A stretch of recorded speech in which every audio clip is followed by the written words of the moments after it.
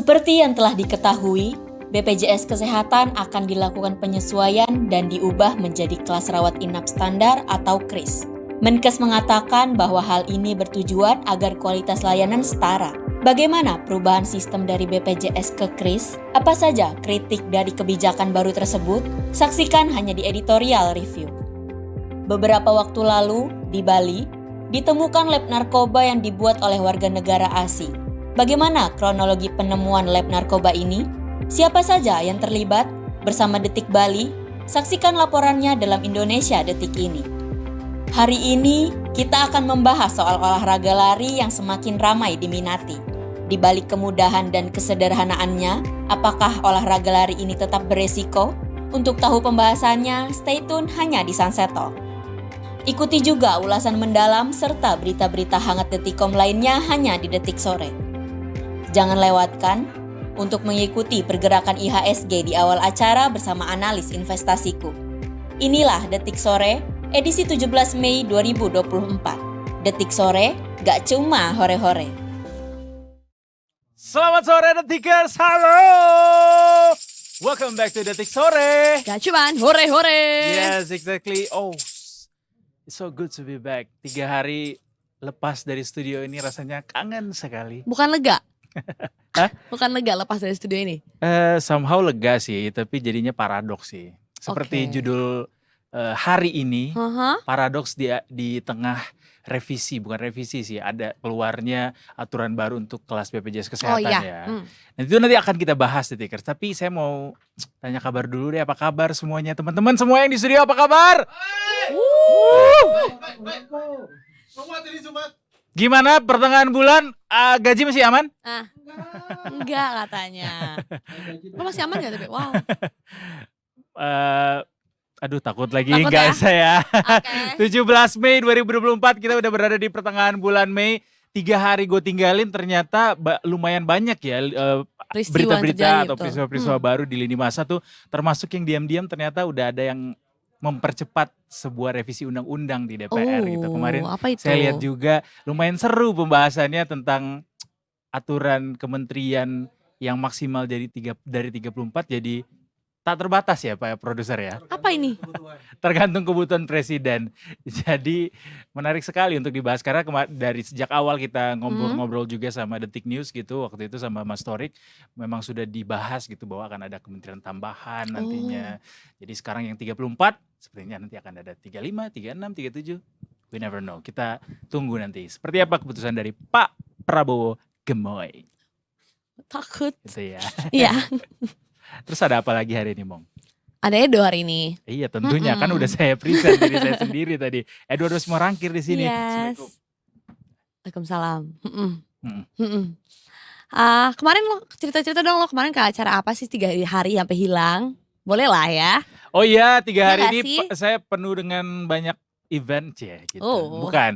Jadi berasa orang pinter deh kemarin tuh 3 Orang hari pinter tuh kok. berada di tengah antara pengusaha-pengusaha migas. Jadi tuh kita ngomong lagi. Kita tuh punya acara event Detikcom di IPA Indonesia Petroleum Association. Jadi itu adalah asosiasi pengusaha migas Indonesia tuh bikin lebaran alias perkumpulan tuh setiap tahun. Ini udah edisi ke-48. 48, wow. Benar, dan itu berarti dari tahun 76 sekian gitu lah, dari tahun Yes. 70-an.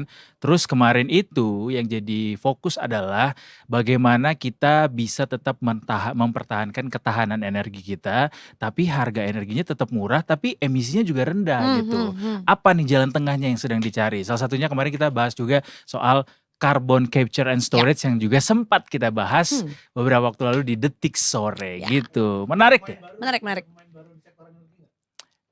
Pemain baru sih enggak ya, masih banyak, masih pemain-pemain lama termasuk dari negara-negara Timur Tengah. Itu kita jadi di tengah kita tuh kan sekarang lagi produksi migasnya turun. Ya kan, produksi migas turun karena memang lapangannya eksplorasinya tuh juga makin berkurang gitu karena teknologinya juga biayanya juga makin tinggi gitu. Dan sekarang kita juga mulai beralih ke energi baru atau energi hijau gitu. Oke. Karena kan dunia ini udah Semakin panas climate change ya, Betul. climate change does real gitu. Jadi kita berpikir transisi, tapi ternyata di samping di saat kita transisi sekarang, itu tuh kita masih punya banyak potensi di sumber energi fosil. Cuma yang jadi pertanyaan adalah gimana caranya kita masih ngandelin energi fosil ini tapi emisinya Rendah ya. rendah gitu. Nanti Oke. mau dibahas lebih lanjut, boleh terserah Pak Produser nanti seperti apa. Itu menarik banget loh. Iya kan? Sorean ya. Oke. Dan juga ini kemarin gue juga main-main Apa? ke Kementerian Perdagangan. Ada apa di sana? Kita bahas tentang teknologi decoupling dan juga friendshoring. Apa itu? Itu adalah sebuah fenomena sebenarnya nggak baru-baru banget, cukup lama juga. Kayak misalnya TikTok yang dilarang sama Amerika Serikat Ya. untuk bisa beroperasi kecuali Amerika punya sahamnya di sana. Dan itu termasuk dari teknologi decoupling. Jadi asal katanya adalah couple. Couple. Iya. Oh, couple. Jadi kalau misalnya decoupling jadinya putus gitu, putus hubungan. Friendshoring juga, jadi pilih-pilih teman. Politiknya tuh politik pertemanan jadinya. Kayak Amerika sama China itu mereka juga punya ini kan pandangan geopolitik yang berbeda. Berarti itu sampai paling musuh-musuhan gak sih? perdagangan. Somehow ya, makanya Iya disebut perang dagang juga pada Iya sih, akhirnya. benar. Kemarin juga bahas perang dagang ya, tapi sama Maya waktu itu ya. Iya. Sama Mbak Sheryl waktu itu perang dagang. Benar ya Mbak Sheryl ya? Mbak Sheryl udah nyampe. Oke. Oke. Detikers, selain daripada banyak hal yang akan kita bahas tentang dunia ekonomi, nanti kita juga akan bahas soal lari-larian. Yes. Bener ya? Lari. Lanjutin dong. Terbang dan berlari. Nah gitu. Juanglah Dilanjutin sampai subasa habis. pahlawan kita. Lari-lari ini lagi sebenarnya bukan lagi happening sih. Oh, udah disuruh. Sebenarnya bukan Geser. happening, lari-lari tuh udah cukup lama kan trennya. Udah lama. Oh, oke, sudah ada yang menunggu Oke, kita ternyata. Sebelum Ya. narasumber kita selanjutnya akan berlari Wah. melewati hujan, kita Ya. sapa dulu Bribda Eklesia yang sudah ada di ujung line Zoom kita yang akan melaporkan kondisi jalanan di Jakarta hari ini. Halo. Selamat sore Bribda Eklesia. Halo, selamat sore Edo dan juga Bongga. Katanya mau hujan di sana, Iya, emang benar? mendung. Iya, baru banget nih turun rintik-rintik hujan. Oh iya, Ya oh nggak ampun. apa-apa lah, hujan diterobos juga kan bisa Bisa apa? Bisa sakit. Bisa Jangan, sakit nanti dong. nanti gak boleh sakit, jangan. bisa gila pada akhirnya. Oke, Bribda Eklesia lagi ada di mana nih? Saat ini saya berada di Simpang Hek Ramajati, Jakarta Timur. Oke, Jakarta Timur ya. Ini kalau Bribda Eklesia lihat ke handphone sekarang Mm-mm. kita live. Bribda Eklesia aku pakai kaos Glenn Fredly The asik. Movie. Apakah Anda sudah menontonnya? Ditagih gak tuh? Ditanya lagi, Gila, ditagih gila. lagi. Sampai saat ini belum juga. Luar biasa Oh. sibuknya memang Mungkin Bribda butuh Eklesia. temen kali, Dok. Mungkin ya, nanti ya. Masih sisa 1 bioskop lagi tuh di Jakarta. But anyway, silakan laporannya Bribda Eklesia. There you go. Baik, terima kasih Edo dan juga Bongga. Selamat sore Detikers, bersama kami dari NTMC Korlantas Polri akan menginformasikan situasi arus lalu lintas langsung dari kawasan Simpang Hek Ramajati, Jakarta Timur. Seperti yang sudah tampak di layar kaca Detikers, situasi arus lalu lintas pada sore hari ini tampak cukup ramai dan sudah mengalami peningkatan volume arus kendaraan di jam pulang perkantoran pada sore hari ini. Untuk situasi arus lalu lintas dari arah Keramajati maupun Cililitan yang akan lurus menuju ke arah Pasar Rebo, tampak cukup ramai, terlihat adanya ketersendatan di kawasan ini jelang traffic light yang berimbas hingga 500 meter ke belakang selepasnya kendaraan dapat melaju dengan kecepatan normal. Kami menghimbau pada seluruh Detikers untuk tetap berhenti di belakang traffic garis stop untuk menghormati para pejalan kaki yang ada di kawasan ini dan juga tetap berhati-hati dikarenakan adanya pertemuan arus dari arah Taman Mini yang akan langsung berbelok ke arah Pasar Rebo. Dan untuk situasi arus lalu lintas sebaliknya dari arah Pasar Rebo yang akan menuju ke arah Keramajati maupun Cililitan tampak cukup ramai, kondusif, lancar, sama halnya perlambatan kecepatan hanya terjadi jelang traffic light saja. Selepasnya kendaraan dapat melaju dengan kecepatan normal dan kami menghimbau kepada Detikers untuk tetap berhati-hati dan juga selalu menjaga jarak aman kendaraan Anda dikarenakan di kawasan ini terdapat kawasan pasar, untuk itu selalu menjaga batas maksimal kecepatan kendaraan Anda. Selanjutnya dari arah Taman Mini yang akan langsung berbelok ke arah Pasar Rebo juga tampak kondusif, lancar, dan yang akan menuju ke arah Keramajati dan ke arah Keramajati dan Cililitan tampak cukup ramai dan sama halnya perlambatan kecepatan hanya terjadi jelang traffic light saja. Kami menghimbau bagi seluruh pengendara, terutama pengendara roda 2, untuk tetap mematuhi marka jalan yang berlaku Dan tidak lupa untuk menggunakan helm yang berstandar SNI pada saat Anda sedang berkendara. Dan juga tidak lupa untuk mengikuti arahan serta petunjuk petugas kami di lapangan. Bagi detikers yang ingin mendapatkan informasi situasi arus lalu lintas selengkapnya, dapat menghubungi call center kami di 1500669 atau melalui SMS Center di 9119. Selamat beraktivitas dan salam presisi. Demikian Bribda Eklesia melaporkan kembali kepada Edo dan juga Mongga. Silahkan.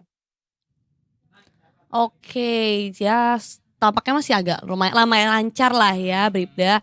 Nah, mungkin kita bisa segera akhiri dulu kali ya untuk saat ini karena mengingat bakal hujan ya. Semoga Bribda gak kehujanan ya. Iya, kita percepat aja ya Iya Bribda loh. Eklesia. Baik, Bribda terima Eklesia apakah juga kasih. akan bertemu kita di segmen selanjutnya? Harusnya iya gak sih? Di Taman Mini kalau gak salah. Cari Benar? cari tempat yang hujannya langitnya agak cerah ya. Milih gak tuh? Oke. Thank you Bribda Oke, Eklesia. see you again Bribda Eklesia. Selamat bertugas kembali. Oke, Bye. terima kasih Mongga dan juga Edo. Dah. Nah, lucu banget. Ya, kita sekarang lanjut ke sentimen. Habis ini kita kembali lagi bersama Mbak Sheryl ya, ngobrol-ngobrol soal ini itu. Dan sebelumnya kita sebelum ngobrol dan invite Mbak Sheryl ke sini, kita masuk ke sentimen apa sih? Iya, Sentimen market sentimen ya. yang mempengaruhi perdagangan hari Nah. ini. Beberapa sentimen diantaranya nih kita juga ada selain daripada sentimen yang sudah kita siapkan. Hari ini ada beberapa berita ekonomi yang menarik termasuk yang dilaporkan sama Detik Finance, produksi migas Indonesia terancam mandek. Lagi-lagi mandek gitu ya. Ini gara-gara katanya ada aktivitas pengeboran ilegal. Salah satunya yang menyebabkan kemungkinan produksi kita akan kembali mandek begitu. Emang ngaruh banget ya? Pengeboran ilegal itu sebesar itu pengaruhnya? Gak ngerti tuh, katanya sih begitu ya. Katanya dalam 1 bulan terakhir kami mencatat ada kejadian yang menyebabkan kecelakaan dari aktivitas yang melanggar hukum di Blora, Jawa Tengah. Jadi sumur ilegal ini sudah memunculkan persoalan kecelakaan dan kerusakan lingkungan. Meskipun penanganan aktivitas ilegal drilling bukan kewenangan dari SKK Migas dan juga KKKS, insiden dari aktivitas ini juga berdampak terhadap SKK Migas dan KKKS akhirnya karena bakal diminta bantuan untuk menghentikan kebakaran maupun pencemaran yang terjadi. Mungkin pada akhirnya mengganggu operasional, kemudian akhirnya waktu tersita. Mungkin seperti itu. Secara teknis terlalu teknikal sepertinya, tapi yang pasti salah satunya ini juga menjadi faktor yang mengancam adanya kemandekan dari produksi migas kita. Apakah ini ada kaitan dengan sentimen yang akan kita bahas? Kita nggak tahu, nanti kita tanya sama Mbak Sheryl. Siap, oke. Kita akan menyaksikan beberapa sentimen yang mempengaruhi perdagangan hari ini sebelum kita akan secara ajaib menghadirkan Mbak Sheryl di sebelah kita. Silakan.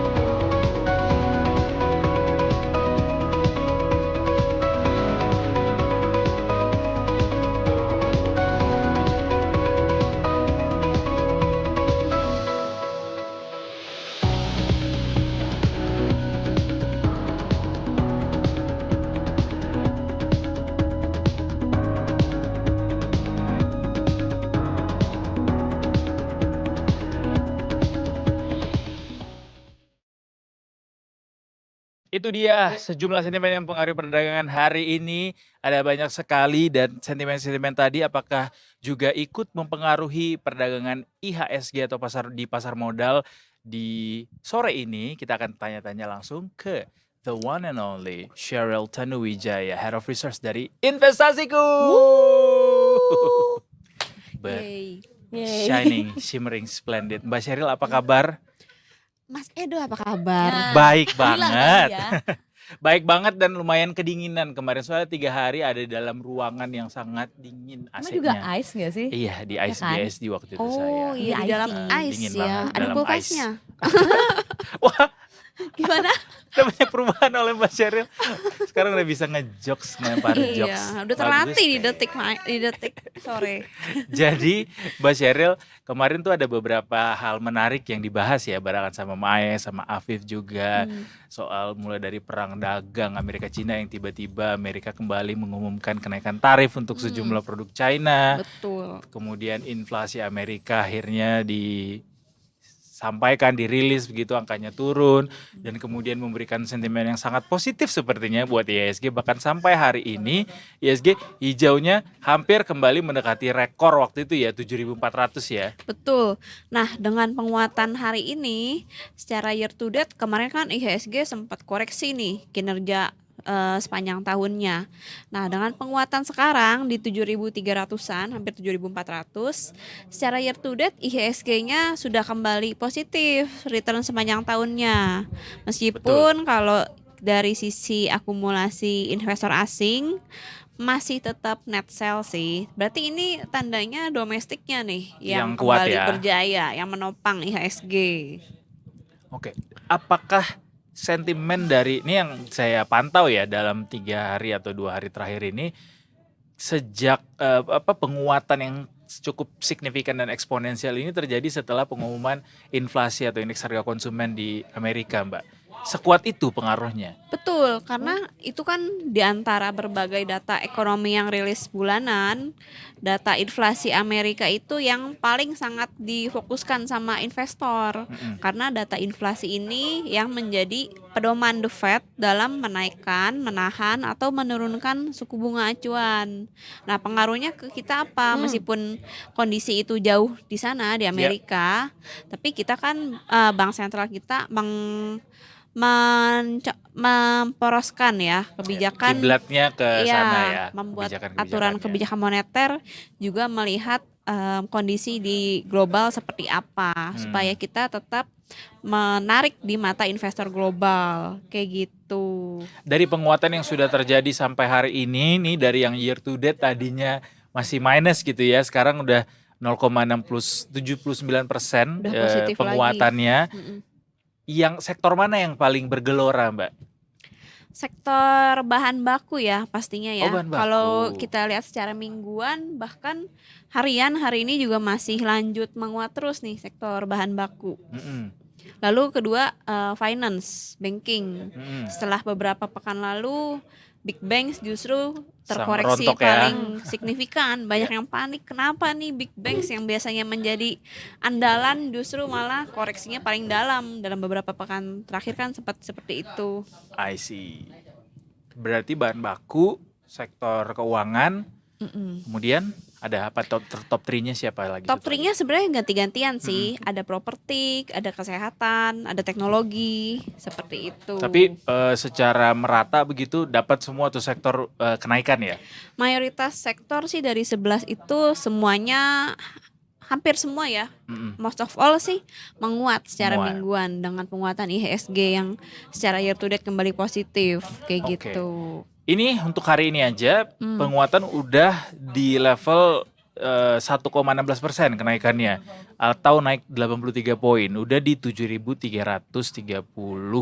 Kalau misalnya kita lihat year to date kita tuh sempat ada di puncaknya di angka 7433. Mungkinkah, bukan lagunya Stinky ya, tapi mungkinkah 7330 ini akan terkerek sampai ke level resistance-nya di 7433?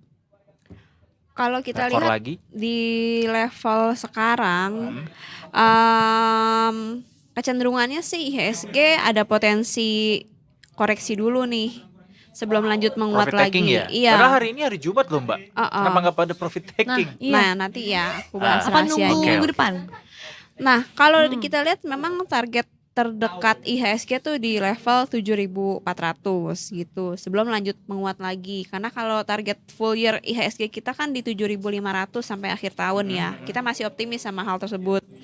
Nah, kenapa tumben nih, biasanya kan mau menjelang libur atau bahkan hari Jumat biasanya cenderung profit taking. Tapi kalau kali ini kita lihat rigid ya, marketnya cenderung kuat, optimis banget nih. Karena tadi di sesi kedua, jadi ada sentimen positif dari China. Gitu. Apa itu? Sentimen positifnya adalah PBOC, People Bank of China, memberikan stimulus properti gitu. Kita tahu beberapa waktu lalu sektor properti China tuh sempat terpukul karena adanya kasus gagal bayarnya Evergrande, salah satu developer properti terbesar di sana yang menjadi penopang perekonomian China. Nah, sekarang PBOC atau Bank Sentral China tersebut memberikan stimulus atau support untuk memacu pertumbuhan sektor properti di China dengan cara menurunkan KPR ya, DP KPR rumah. Jadi sangat rendah. Untuk rumah pertama tuh hanya 15% dari total nilai. Kalau untuk rumah kedua juga masih dapat stimulus, yaitu 25% DP-nya. Kayak gitu. Nah, ini direspon positif sama bursa regional Asia. Padahal sesi 1 tadi bursa Asia sempat konsolidasi mengikuti bursa Eropa semalam. Kayak gitu, Mas. Oh, berarti dari luar nih, dari China ya sentimen Itu kuatnya dia ya. sentimen positifnya. Dari domestik apa yang jadi sentimen kuatnya? Dari domestik sih kita lihat dengan harapan pemulihan sektor properti China ini akan menimbulkan kenaikan permintaan dari logam-logam, komoditas logam ya. Karena kita kan produsen logam-logam untuk mendukung pembangunan properti. Misalnya kayak tembaga, besi, baja, kayak gitu. Ini juga yang menopang sektor bahan baku kenapa menguat. Menguat ya. Betul. Bahan baku, komoditas bahan baku juga. Salah satu yang juga cukup menarik dibahas adalah beberapa atau hari ini juga termasuk cerita atau kabar dari salah satu taipannya kita, Om PP. Iya. Om PP ya, atau Opa PP. Oh, Prajogo Pangestu. Oke. Yang dicatat kenaikan kekayaannya itu cukup tinggi dalam satu pekan terakhir ini. Bahkan sampai menempatkan Prajogo Pangestu menjadi orang terkaya ke-24 di dunia ya, Mbak. Di Naik ya, dunia. dari 25 ke 24. Nomor 1 ya di Indonesia Iya, ya. nomor 1 di Wow. Indonesia. Itu hartanya, aduh takut banget nih bacanya. Itu Jadi Nolnya langsa banyak sendiri. Banyak banget pokoknya Detikers. Hartanya 1.000 triliun lebih. Wow. 1 triliun aja dibagi kita kayaknya nggak kerasa deh itu. Iya. Prajogo Pangestu ini kan punya banyak. Kenapa kita bahas Prajogo Pangestu? Karena beliau juga punya banyak emiten begitu di Betul. bursa saham Dan Indonesia dan emit- masuk lagi MS. Dan IC ya? mayoritas emitennya tersebut ya termasuk dalam sektor bahan baku Iya, yang menjadi bahan baku. juara di pekan ini. Lalu hari ini juga juara. Juara Sebenarnya lagi. selain sentimen Pak Prajogo Pangestu sebagai founder grup Barito ini yang menjadi orang nomor 1 paling kaya di Indonesia bahkan dunia, beliau juga baru ulang tahun ya. Seriously, Tanggal- happy birthday Opa Happy Pepe. birthday. 13 Taurus ya? Mei.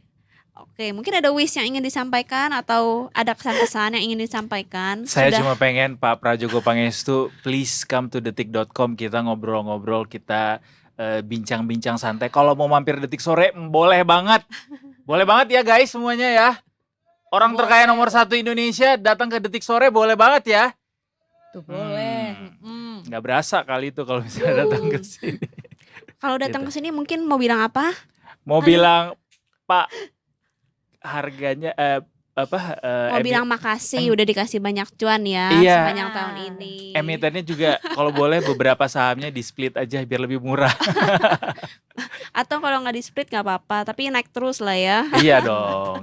Harus kalau bisa naik terus gitu. Pasti impian semua orang. Gitu. Betul.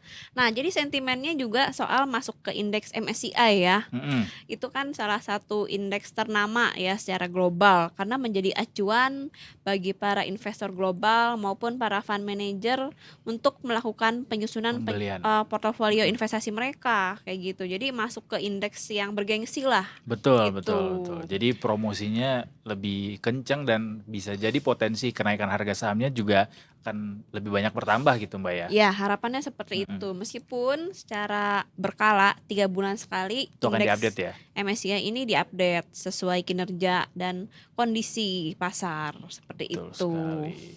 Pak Prajogo Pangestu tuh punya emiten apa aja sih Mbak di bursa saham tuh selain daripada Barito Renewables Energy, terus juga ada TPIA juga. Betul. Apalagi ya?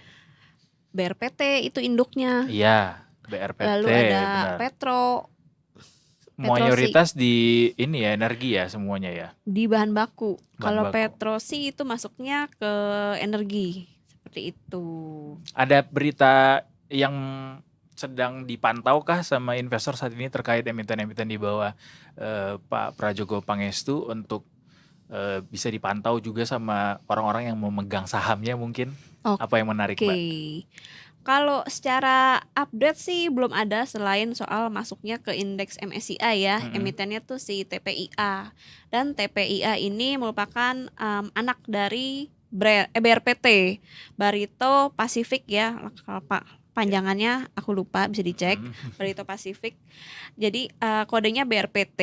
Nah, kalau kita lihat dalam 2 hari terakhir saham BRPT atau induknya di antara mereka itu hampir 2 hari berturut-turut arah atau naik Iya, hampir 25%. bahkan sampai jadi level tertinggi sepanjang masa ya BRPT-nya. Betul.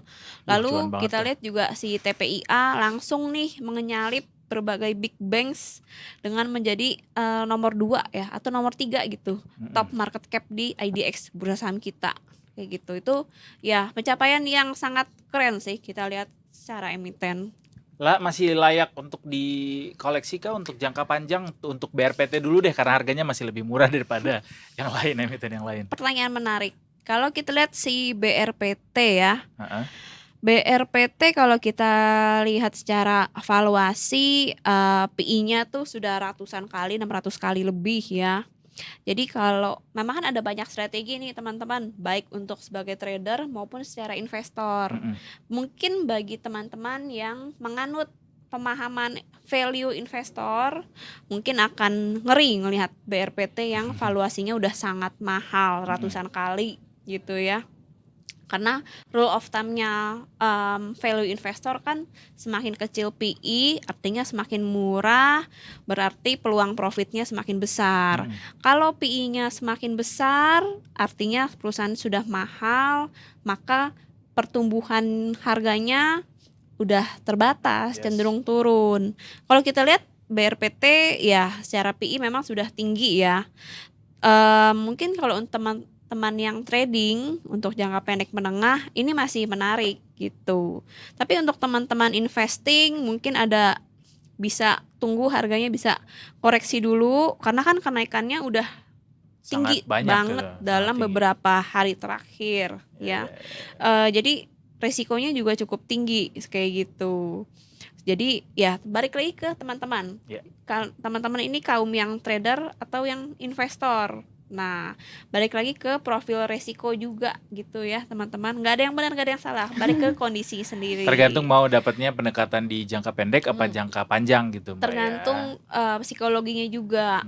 Ini berani nggak mengambil resiko besar gitu. Atau lebih suka yang resikonya sedang atau yang resikonya rendah gitu. Either you are a gambler atau yang cari aman gitu. Nggak gambler juga di saham.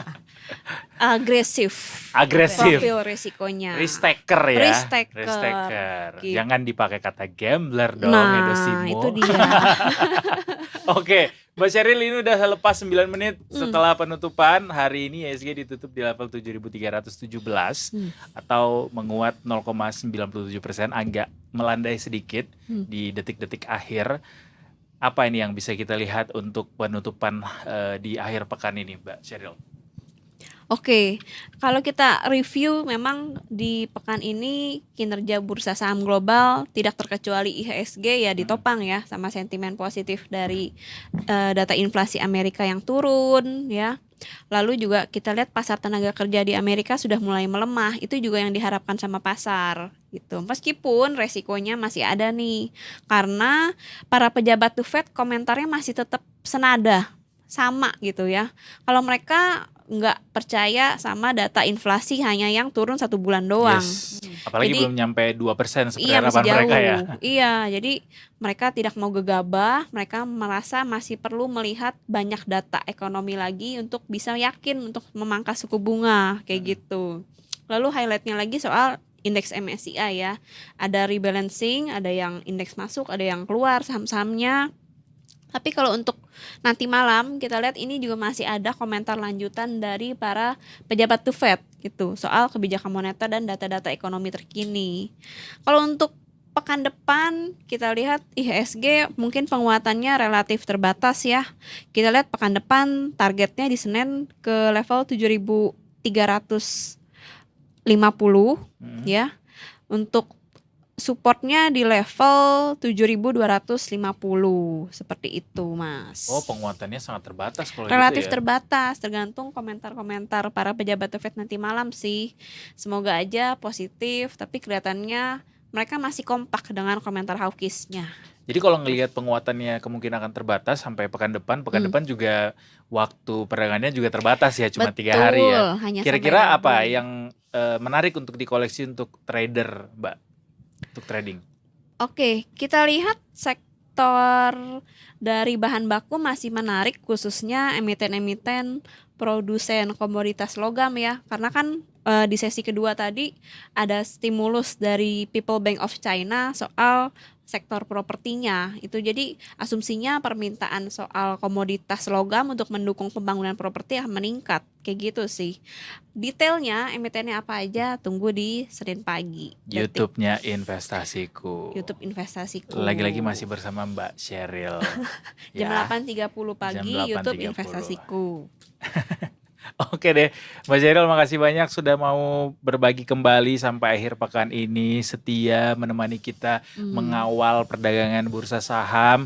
Mudah-mudahan kita semua yang mendengarkan Detik Sore, market review hari ini juga ikut kecipratan cuan dari IHSG yang sangat bergelora ya sepanjang Amin. pekan ini. Betul. Dan mudah-mudahan pekan depan juga masih bisa dijaga cuannya. Mhm. Oke, kita akan kembali lagi sesaat lagi Detikers dengan berbagai macam berita pilihan menarik lainnya, termasuk dari Indonesia Detik ini nanti akan ada berita dari daerah yang kita kabarkan. Sesaat lagi, jangan kemana-mana, tetap di Detik Sore. Gak coba, hore.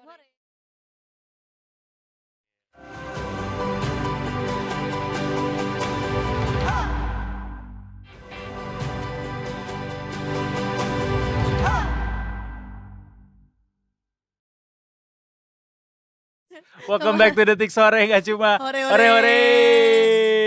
Bang Edo sini Bang Edo. Nah, Kameranya deketan harus- dikit dong. Kameranya harus bergerak, digeser sih ya. menyesuaikan dong. Hari Kan ini kita bintangnya. Gimana? Lo aja deh, gue mah cuman Apa hari ini kita apa? hari ini kita ngobrol-ngobrol ya. Bersama di meja Detik Finance kebetulan. Kita akan rapat redaksi. Betul. Selamat datang di podcast Solak Miskin Detikers, kembali lagi bersama saya Eduardo Simorangkir. Dalam Bukan ya? harahan, bukan ya? Salah, Bukan. salah. Bukan. Jadi nih kita akan ngobrol soal BPJS Kesehatan tuh Ya. kan kelas-kelasnya tuh bakal hilang kan. Satu persatu hilang katanya. Disamakan Heeh. menjadi satu kelas namanya KRIS. Tapi KRIS. bukan Quick Response Indonesia Bukan Standard ya. QRIS juga, bukan. Tapi Dia KRIS apa? itu adalah apa? Gue selalu lupa judulnya apa. Kelas rawat rawat inap inap standar. Standar.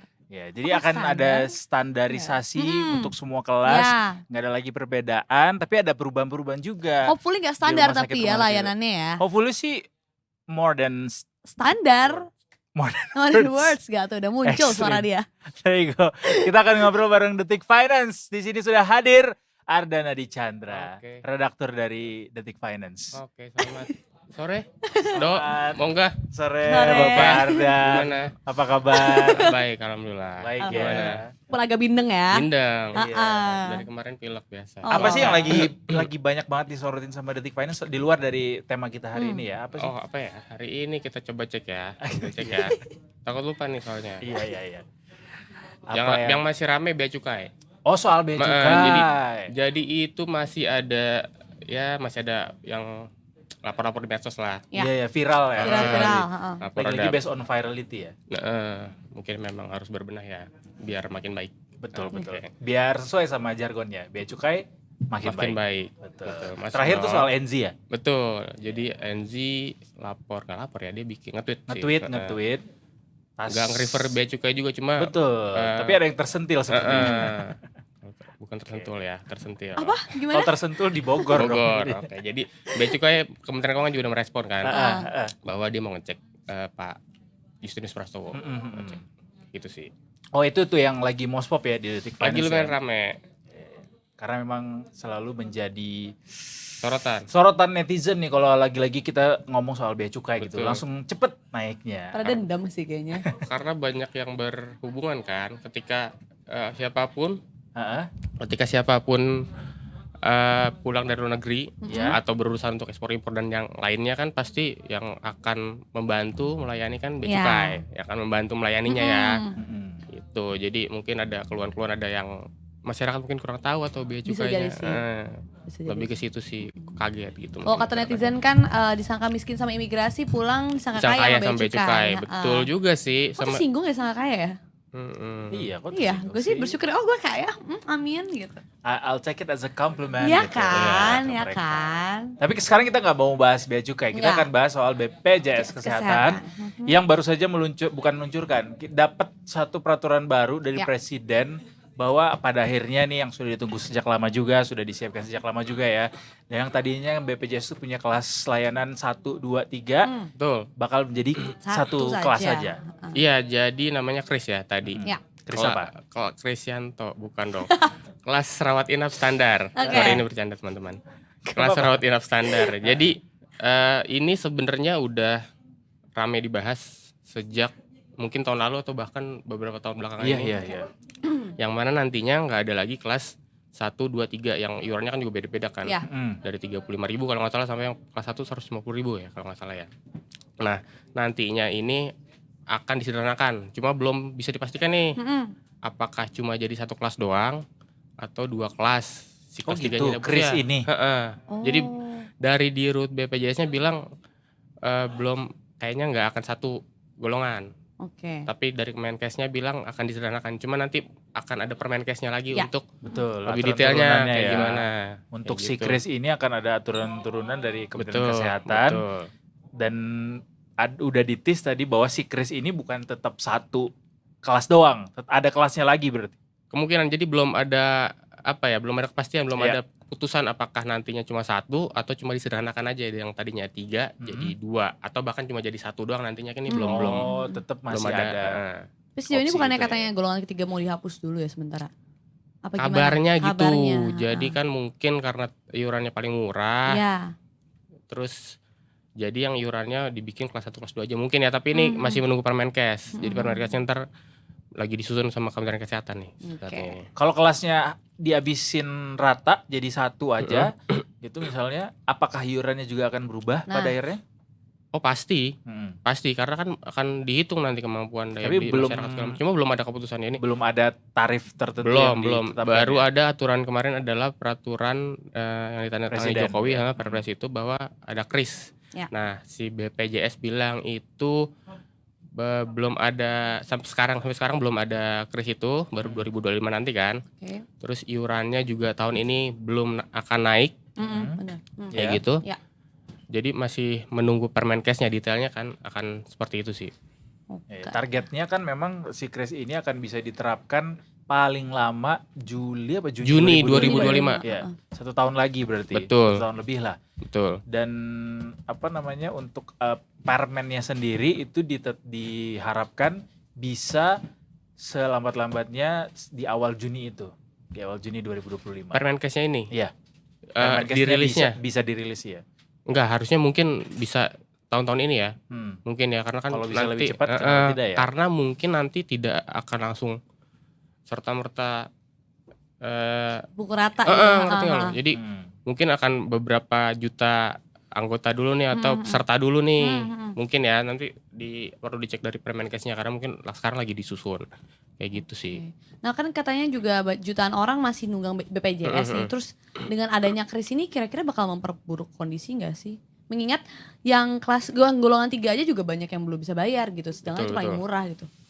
Memang kalau dengan adanya kris ya, ini kan diharapkan terjadi penyederhanaan golongan. Ya. Jadi nggak ada lagi 1, 2, 3. Nanti mungkin ada 1 doang atau jadi 2 doang mungkin. Yang jelas 3 ini kemungkinan nggak akan ada lagi kelas 3. Nah, mungkin aja memang terjadi tunggakan ini bisa lebih Banyak tinggi lagi. karena nggak mungkin iurannya lebih murah dong. Enggak, Ya harusnya, kan, harusnya ya. Kalau kelas 3 ini nggak ada kan jadi cuma 1, 2 doang. Kita taruhlah 2 kelas doang nih. Jadi cuma ada iurannya sekarang 150 dan kelas 2 itu mungkin berapa sekarang? 100 atau berapa di atas 50.000 atau berapa gitu kan. Nah, ya ini memang harus diantisipasi juga sama pemerintah sih. Iya. Jangan sampai dengan keinginan bikin kris ini Menjadi lebih merata gitu kelasnya buat Betul, seluruh harapannya kan masyarakat. mungkin dari pemerintah bikin kris biar keuangan BPJS-nya oke kan. Nah, Nah, iya. tapi jangan sampai tunggakannya juga Terus makin bertambah, bengkak karena iya, kita benar. perlu cek juga dari masyarakatnya bisa nggak nih, cukup nggak nih buat bayar ini dah. Mungkin juga nih bisa juga diselipkan aturan atau semacam apa ya, imbauan kali ya. Biar mungkin perusahaan juga bisa ikut nanggung iuran BPJS kesehatan ini. Ya nggak selama sih? ini kan praktiknya sudah Iya, bukan seperti begitu itu. Udah ya, udah ada ya. Mungkin harus digencarkan lagi berarti. Karena masih banyak perusahaan-perusahaan yang tidak ikut Membayarkan aturan ya. Iya, Betul. benar. Siapakah perusahaan itu? Ya mungkin ada banyak kita nggak tahu juga kan. Mesti lebih proaktif lagi untuk Iya. bisa mengawasi itu Betul. ya. Jadi kan dengan adanya bantuan atau apa ya ikut sertaan dari perusahaan, ikut membayar iuran karyawannya apakah mungkin full Iya, atau mungkin sebagian itu kan bisa sangat membantu banget. betul. Toh itu bagian dari undang-undang yang Oh, sudah iya. diterapkan. Karena Bahwa harus- harus itu semuanya haknya. wajib ya. Perlindungan karyawan kan.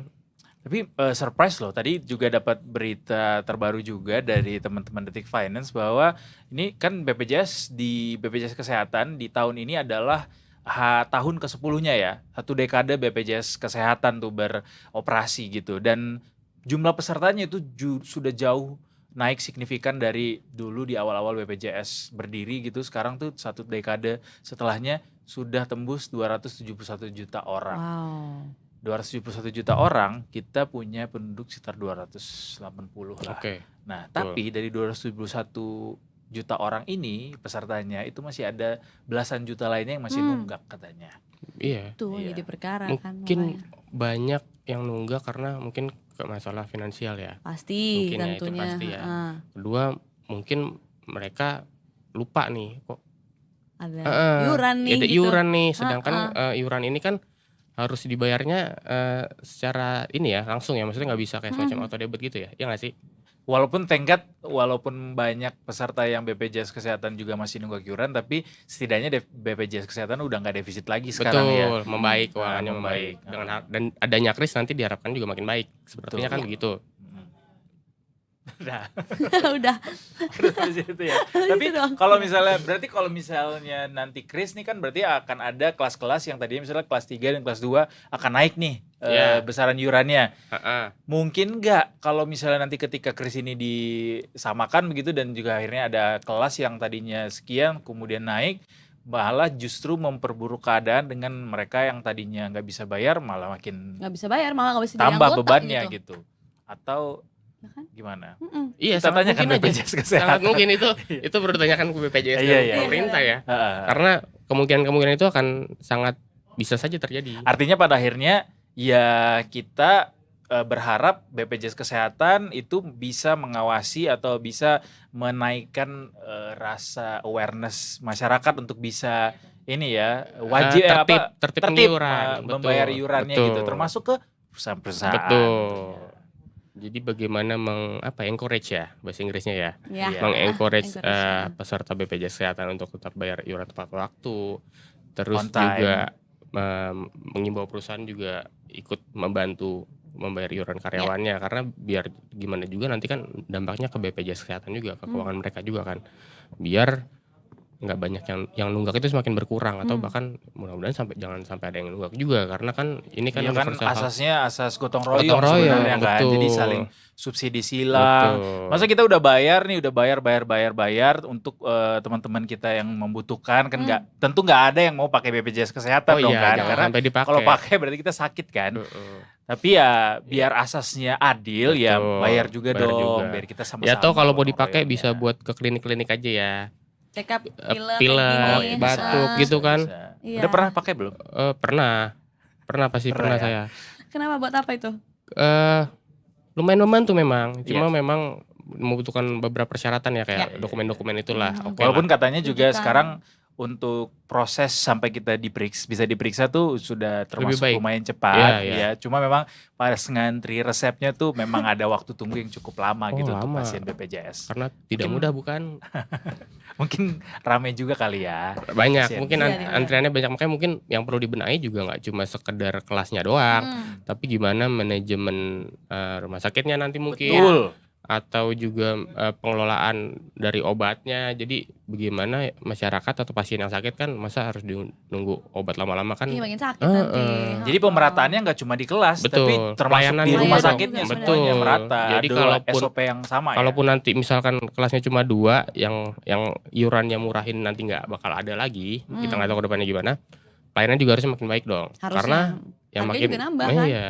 betul. Tapi yang gue dengar-dengar nih ya, si Chris ini yang tadinya kalau misalnya di kelas yang lain tuh bisa sampai satu kamar itu 8 pasien. Nanti Betul. Chris tuh cuma 4 Cuma empat doang cuma ya empat, katanya. betul. Jadi harusnya akan lebih nyaman, artinya Iya. layanan harusnya lebih baik. Iya. Tapi ada concern, jadinya kamar di rumah sakit berkurang dong ya untuk pasien BPJS Kesehatan. Pasti aman ya harusnya. Pemerintah udah bilang aman sih harusnya kayak gitu. Nah, Walaupun dikurangi itu ya. enggak, jadi mungkin kualitasnya kan tadi dengan adanya kris ini kualitas kamar tidurnya tadi yang dari tadinya 8 orang kan jadi mungkin lebih baik. kebanyakan. Iya. Jadi 4 orang doang per kamar itu maksimal ya, atau dibikin standarnya seperti itu nanti.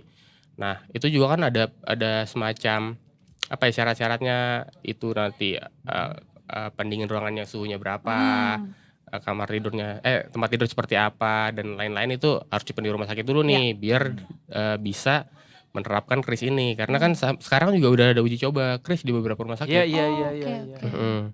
Sudah ribuan bahkan katanya. Iya. Oh. Jadi memang perlahan nggak langsung berubah drastis, jadi perlahan penerapan kris itu ya kan. Jadi ya Chris bagus untuk bisa melakukan pemerataan Betul, layanan kesehatannya, tapi ini nggak cuma terbatas di Chris harusnya ya untuk bisa membuat BPJS Kesehatan ini lebih lebih terasa dampaknya Buat gitu untuk masyarakat. masyarakat, tapi juga di segala macam lini pelayanannya juga bisa ikut merata juga, nggak cuma mentok di Chris gitu ya.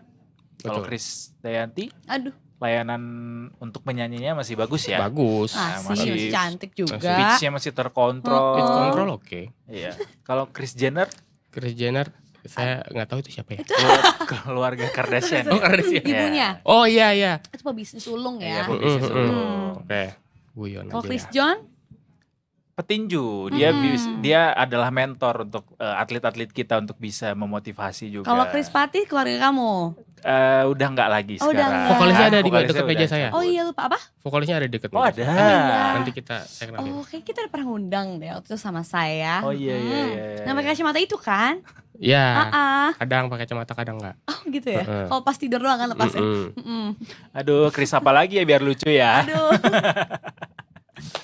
Oke, terima kasih, kayaknya itu aja ya yang kita Oke. bahas dari Chris ini ya. Yang pasti kita masih nunggu karena memang Perpresnya ini baru turun. Ketika Perpres turun dibutuhkan aturan turunan Betul. supaya bisa dilaksanakan di Di lapangan. lapangan gitu ya. Dan ini masih ditunggu dari Kementerian Kesehatan untuk bisa merampungkan Iya. si aturan Aturan turunan kris. ini. Jadi diharapkan kris nggak Nggak cuma bisa nyanyi. bukan. Bukan.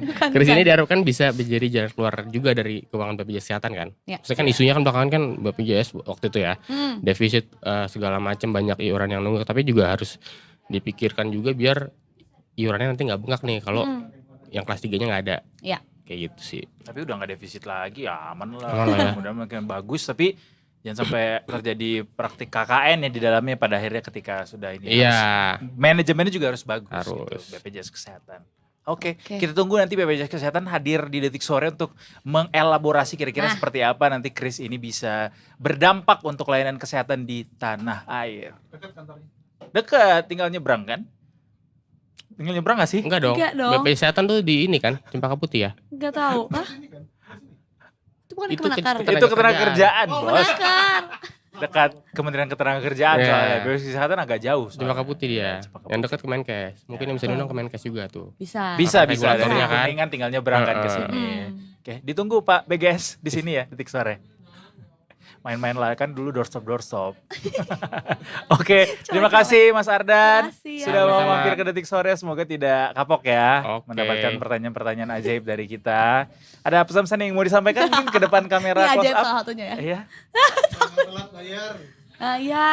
Ya apa ya, harapannya Krisnya bisa mengakomodir semua semua Masyarakat kepentingan. Indonesia. Ya, jadi masyarakat juga layanan kesehatannya lebih bagus, terus juga BPJS kondisi keuangan juga makin oke. Nah. Jadi kalau sakit masyarakat bisa cepat berobat dan nggak ngantri-ngantri lama juga. Amin. Iurannya juga dihitung dengan sangat-sangat cermat biar Dan semoga perusahaan juga pada membayarkan Nah, itu, pegawai itu, BPJS ya, kesehatan ya. Supaya kan. comply ya. betul urusan juga Iya. bisa ikut. BPJS kuat, masyarakat sehat. Kita akan kembali lagi setelah yang satu ini Detik Kerjaan kemana-mana. Ardan udah Iya. tahu tagline-nya kan? Detik Apa tuh? Sore, nggak cuma Hore-hore. Hore. Nah, nanti ikutin ya. Oke. Kita bilang Detik Sore, bilang Jangan. nggak cuma hore-hore ya. Mm-mm. Oke, closing Mong. Oke. Detikers stay tune karena abis ini kita masih ada ngobrol-ngobrol tentang penemuan penangkapan Iya. lab bukan Laboratorium narkotika narkotika di Bali. Bali. Nah, Seru. stay tune dan tunggu kami di segmen selanjutnya hanya di Detik Sore. Gak cuma Hore. Hore. Hore.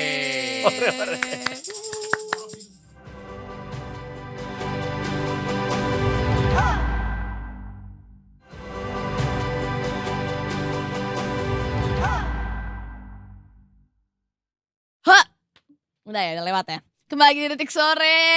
Gak cuma hore-hore. Melihat Aduh. matahari saja. Gak pernah. Gimana guys, sudah nonton Sosok belum? Itu adalah salah satu program unggulan dari Yes. 20 detik. Signature. Jangan lupa ada signature-nya. 20 detik signature yang programnya membahas sebuah sosok ya, sebuah sosok nggak tuh?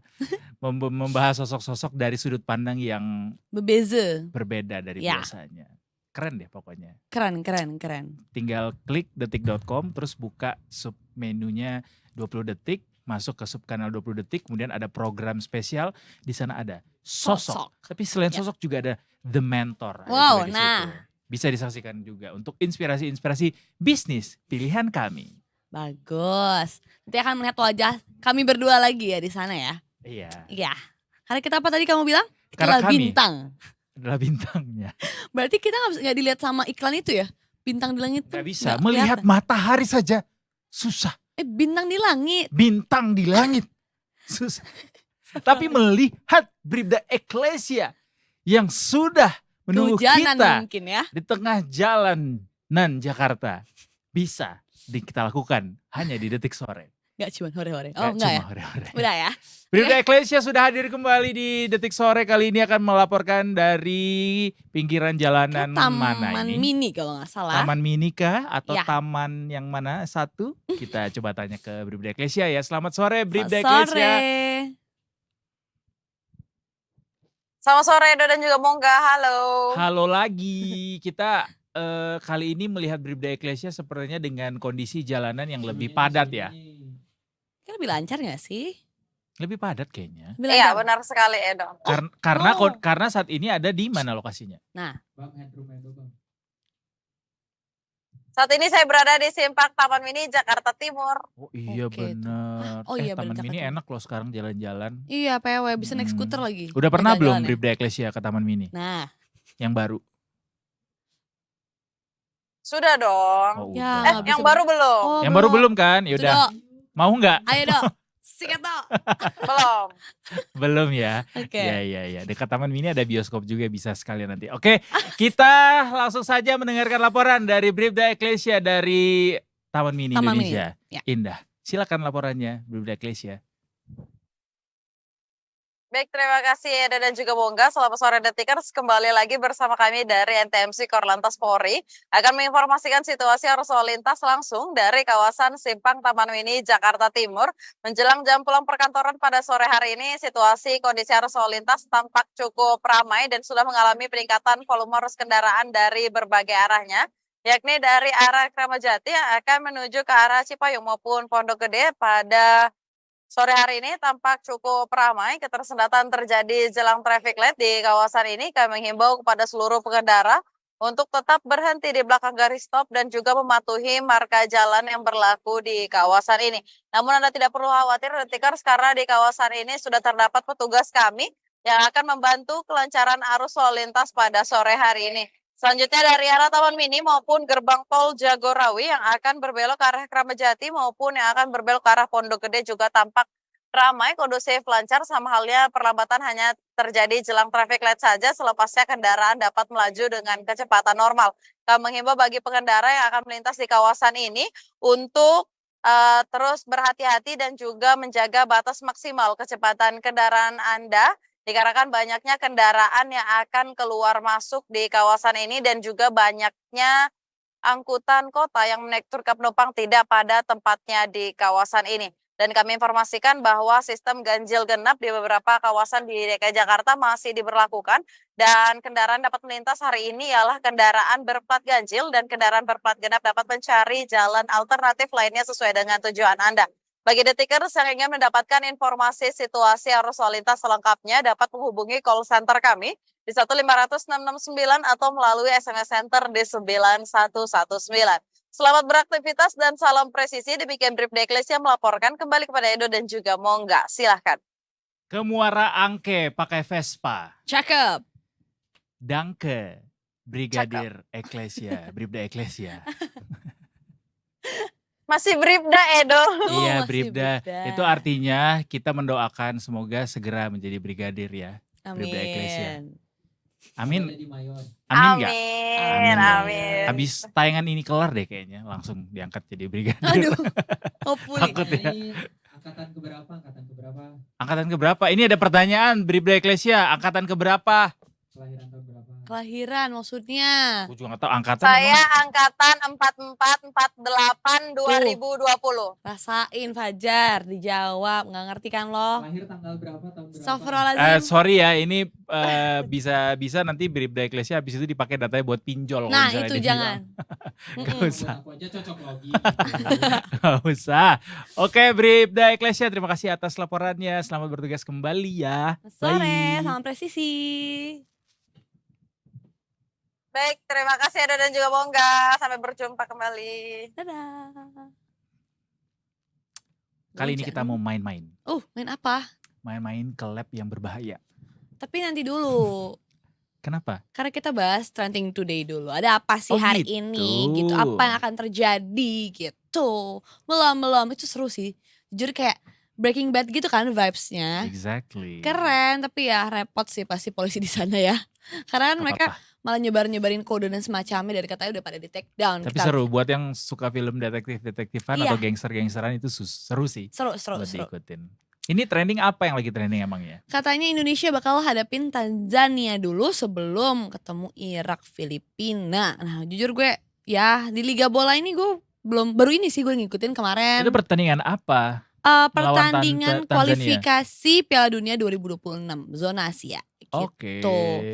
Jadi baru dikabarin kemarin Kamis Indonesia bakal berlangsung melawan Tanzania dulu. Kapannya sebentar. Akan berlangsung di Stadion Madia Jakarta pukul 4. Itu harus hari ini gak sih? Harus hari ini. Oke. Nah kemudian 4 hari setelah laga ini Indonesia akan berjumpa Irak di Stadion Utama Gelora Bung Karno. Kemudian menjamu Filipina pada 11 Juni di lokasi yang sama. Begitu. Nah lo bakal nonton gak kira-kira? Gue sih tertarik sih. Tiketnya udah sold out sih yang gue tahu nih dalam Oh iya? 12 Mahal loh jam. tiket ya. Tiketnya sold out. Oh iya, walaupun Kalau mahal, siarannya jam 16 mungkin kita pas siaran itu kita bisa ini. live dari sana. Iya loh, boleh loh. Tapi 16 kok katanya. Siapa yang mau live dari sana? Ada yang mau enggak, live iya. guys dari Stadion Madia GBK? Bakal tahu. Jadi itu tanggal 6. Jadi tanggal 6 Juni ini bakal ada timnas Indonesia lawan timnas Irak. Masih dalam lanjutan kualifikasi Piala Dunia 2026. Itu yang buat Irak ya. Dan katanya kick off itu awalnya 19.30. Tapi PSSI ngubah jadwal jadi jam 4 sore 16.00 WIB. Kita bisa live reaction. Iya, Harus iya. langganan dulu gak sih kayak gitu? Nggak tahu sih. Nggak tahu ya. Tapi mungkin Mas Yansa bisa diusahakan ya, produser kita mohon usahakan biar kita bisa live reaction langsung. Seru pastinya. Bisa live reaction, bisa kalau misalnya disiarin di salah satu platform mungkin bisa kita sambil tonton Ya juga kan, gitu. ya kan. Tapi Tanzania ini lawan ini ya untuk laga persahabatan ya. Kalau Oke. nanti di Irak dan Filipina itu udah masuk kualifikasi Piala Dunia Asianya. Tapi Oke. sebelum menjamu mereka berdua nanti kita pemanasan dulu di laga uji coba melawan Tanzania. Dan untuk juga masih dari sepak bola ada informasi terbaru juga tentang jadwal Indonesia versus Irak itu kick off-nya bakal dimajuin jadi jam 4. Kan saya sudah bilang. Iya, dan juga ini kalau misalnya kalian pengen, kalau dari informasi di Instagramnya Timnas Indonesia nih, katanya tiketnya udah sold out 50.000 yang disediakan. Tuh semuanya sudah sold out. Padahal ya baru-baru ini juga ada amukan lagi netizen bahwa katanya kok mahal banget tiket Timnas Indonesia. Dan katanya tuh nih ada kenaikan tiket. PSSI buat kenaikan harga tiket. Emang iya? Iya, untuk 2 pertandingan tersebut, Irak dan Filipina itu di grup F kualifikasi Oh iya, Piala Dunia benar, itu. benar. Jadi harga termurahnya itu 250.000. Nah, yang termahalnya 1.250.000 begitu. Salah. Oh, Kenapa? untuk yang ini ya tiket non terusan ya. Kalau terusan itu 2,2 juta. Wow, lebih mahal lagi. Aduh, nah makanya banyak netizen yang meluapkan kekecewaannya di media sosial terkait dengan kenaikan harga tersebut begitu. Emang Ya, kalau gimana lagi ya? hype tuh barang mungkin mahal, Bro. Iyalah makanya gimana sih ya, sudah begitu takdirnya. Gak apa-apa lah tiket mahal, kita mah untuk timnas ya full support. Iya. Asalkan dikelolanya dengan baik, kita mah support Betul, terus. Tuh. Pokoknya ini juga ada masih dari timnas Indonesia yang apa namanya, oh udah nih ada kata netizen ya tadi. Maaf nggak nonton timnas dulu di GBK, harganya mahal banget bah. Nggak masuk akal, PSSI Erick Thohir kenapa mahal? Ini gambaran UMR di Inggris plus harga tiket Inggris versus Belgia dan klub kalau main katanya. Saran mungkin harga bisa diturunin lagi atau bisa ada tiket membership, itu ada tadi terusan bisa dipakai mungkin. Kalau melihat harga tiket timnas versus Irak dan Filipina, berarti PSSI lebih butuh gemuruh jeritan mbak-mbak wangi dengan iPhone 15 Pro Max yang standby merekam agar FYP dibanding dengan gemuruh suara perut demi lolosnya Indonesia ke Piala Aduh, Dunia. nyinyir banget sih. Ya netizen tuh komentar-komentarnya memang beyond, tapi ya menarik juga untuk diperhatikan suara-suara ini ya. Biasanya tentunya. memang kalau suara netizen tuh lebih keras diperdengarkan, didengungkan. Ada juga kok pengaruhnya sampai ke kebijakan akhirnya berubah. Siapa tahu memang beneran akan diturunin harganya. Who knows? Tapi udah sold out. Keep it on. Untuk yang selanjutnya. Oh iya benar, mungkin bisa. Benar. Ya. Ya begitulah nah. Tapi udah ada penjelasan katanya dari PSSI soal harga tiket yang melambung tinggi ini. Apa Soalnya tuh katanya? Bang Arya Sinulinga, staf khususnya Menteri BUMN sekaligus anggota komite eksekutif PSSI menjelaskan kenaikan signifikan ini karena performa. Sekali lagi, karena apa? Performa. Jadi agak ini ya dilematis ya. Kita mau Indonesia tuh performanya makin bagus, tapi harga tiketnya kalau dinaikin kita marah Nah. gitu. Artinya kita harus kerja lebih keras. Betul. Jadi ya maksudnya naik harga pun ya karena sebagai bentuk dukungan kita terhadap Iya, karena para dana atletnya. tiket tadi juga pada akhirnya digunakan untuk operasional timnas sendiri gitu. Karena ini kayak dibilang sama Bang Arya nih, Ya. semakin baik penampilan timnas, semakin besar dana yang dibutuhkan untuk biaya operasional tim. Dan dari yang awalnya mungkin cukup bermain di Doha saja, Qatar saja, nyatanya timnas Under 23 itu sampai harus ke Paris buat ngelanjutin ke playoff Olimpiade 2024. Hal-hal seperti itulah yang disebut akhirnya membuat biaya operasional timnas meledak begitu ya, membengkak, dan harus dimaklumi juga sebenarnya untuk para supporter ini ada kenaikan. Cuma ya jangan mahal-mahal banget lah Bang Arya, Pak Erick Thohir, mungkin bisa ada subsidi dari APBN. Aduh, Ya gimana? kan? Bisa kali. Kan ini soalnya juga buat masyarakat yang sedang mendukung juga dengan sangat full support gitu untuk timnas, biar timnasnya juga makin semangat juga mainnya kalau makin banyak supporter yang datang kan. Tapi pasti banyak gak sih? Tetap banyak sih. Aduh, orang Indonesia tuh beli iPhone-nya bisa. Betul, Kalau apapun akan terbaru. dilakukan untuk kesenangan ya kalau orang Nah, Indonesia mah. Apalagi udah buat kesenangan pribadi, buat support juga. Masa gak bisa? Ya gak sih? gue mau bilang untuk hal-hal impulsif Indonesia nomor 1. Enggak, ini bukan impulsif. Enggak, ini enggak positif. Takut banget diserang. Jangan hati-hati ya.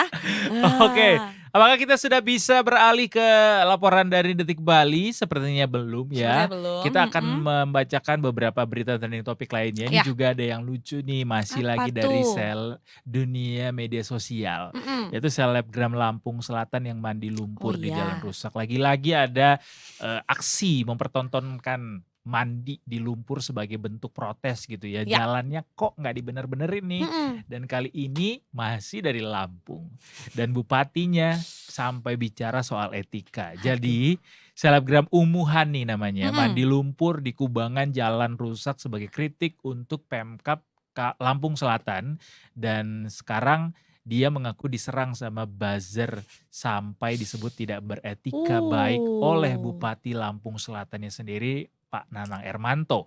Kepada Detik Sumbaksel, Hani mengaku sudah terbiasa dapat serangan dari buzzer saat mengkritik pemerintah dengan aksinya, tapi yang diunggah lewat akun Instagram pribadinya @umihani dan menyerangnya katanya secara brutal itu juga Oh. ada, mengintimidasi di luar konteks dan kalau nyerang itu sampai ke ranah pribadi gitu-gitu. Disayangkan sih ya, dan Iya. ini juga setelah viral videonya sampai Pak Bupati juga ikut memberikan tanggapan dan respons dari Pak Bupati ternyata menilai aksi dari sang selebgram itu cuma mencari sensasi katanya. Video sang Bupati pun akhirnya diunggah di akun Instagram si selebgram ini dan dalam video yang diunggah oleh si sang selebgram, Pak Bupati bilang Hani, si selebgram ini hanya ingin lebih dikenal dengan aksi mandi lumpur tersebut. Nanang juga menyebut apa yang dilakukan Hani sebagai bentuk etika yang tidak baik. Ada SOT-nya nggak guys? Videonya?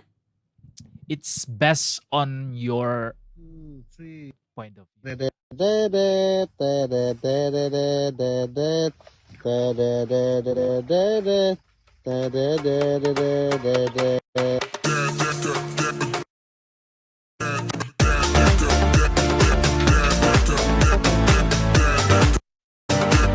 One, two, three. Dedet, dedet, dedet, dedet. Wah, Dadadadadadadadadadadadadad. Biar gak kena copyright.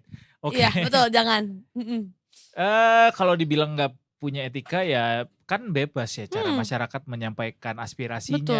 harus menjunjung demokrasi yang Toh dia lebih nggak menyinggung tinggi. siapa-siapa sih kalau Betul, dipikir-pikir. Dia cuma itu- mandi lumpur, nih ada lubang, saya bisa mandi di sini, udah. That's how Iya she kan? express herself gitu. Betul. Jadi ya selagi tidak merepotkan siapa-siapa ya nggak apa-apa dong Pak. Mm-mm. Ya Pak Perbaiki paling dong tidak Pak, biar pada nggak bisa mandi lumpur, ya nggak iya, sih? aspirasi masyarakat kan harus Iya ditampung semuanya loh. kecuali dia menyinggung ras, sara, Nah, barulah dikritik. betul. Harus benar cara menyampaikan aspirasinya gitu ya.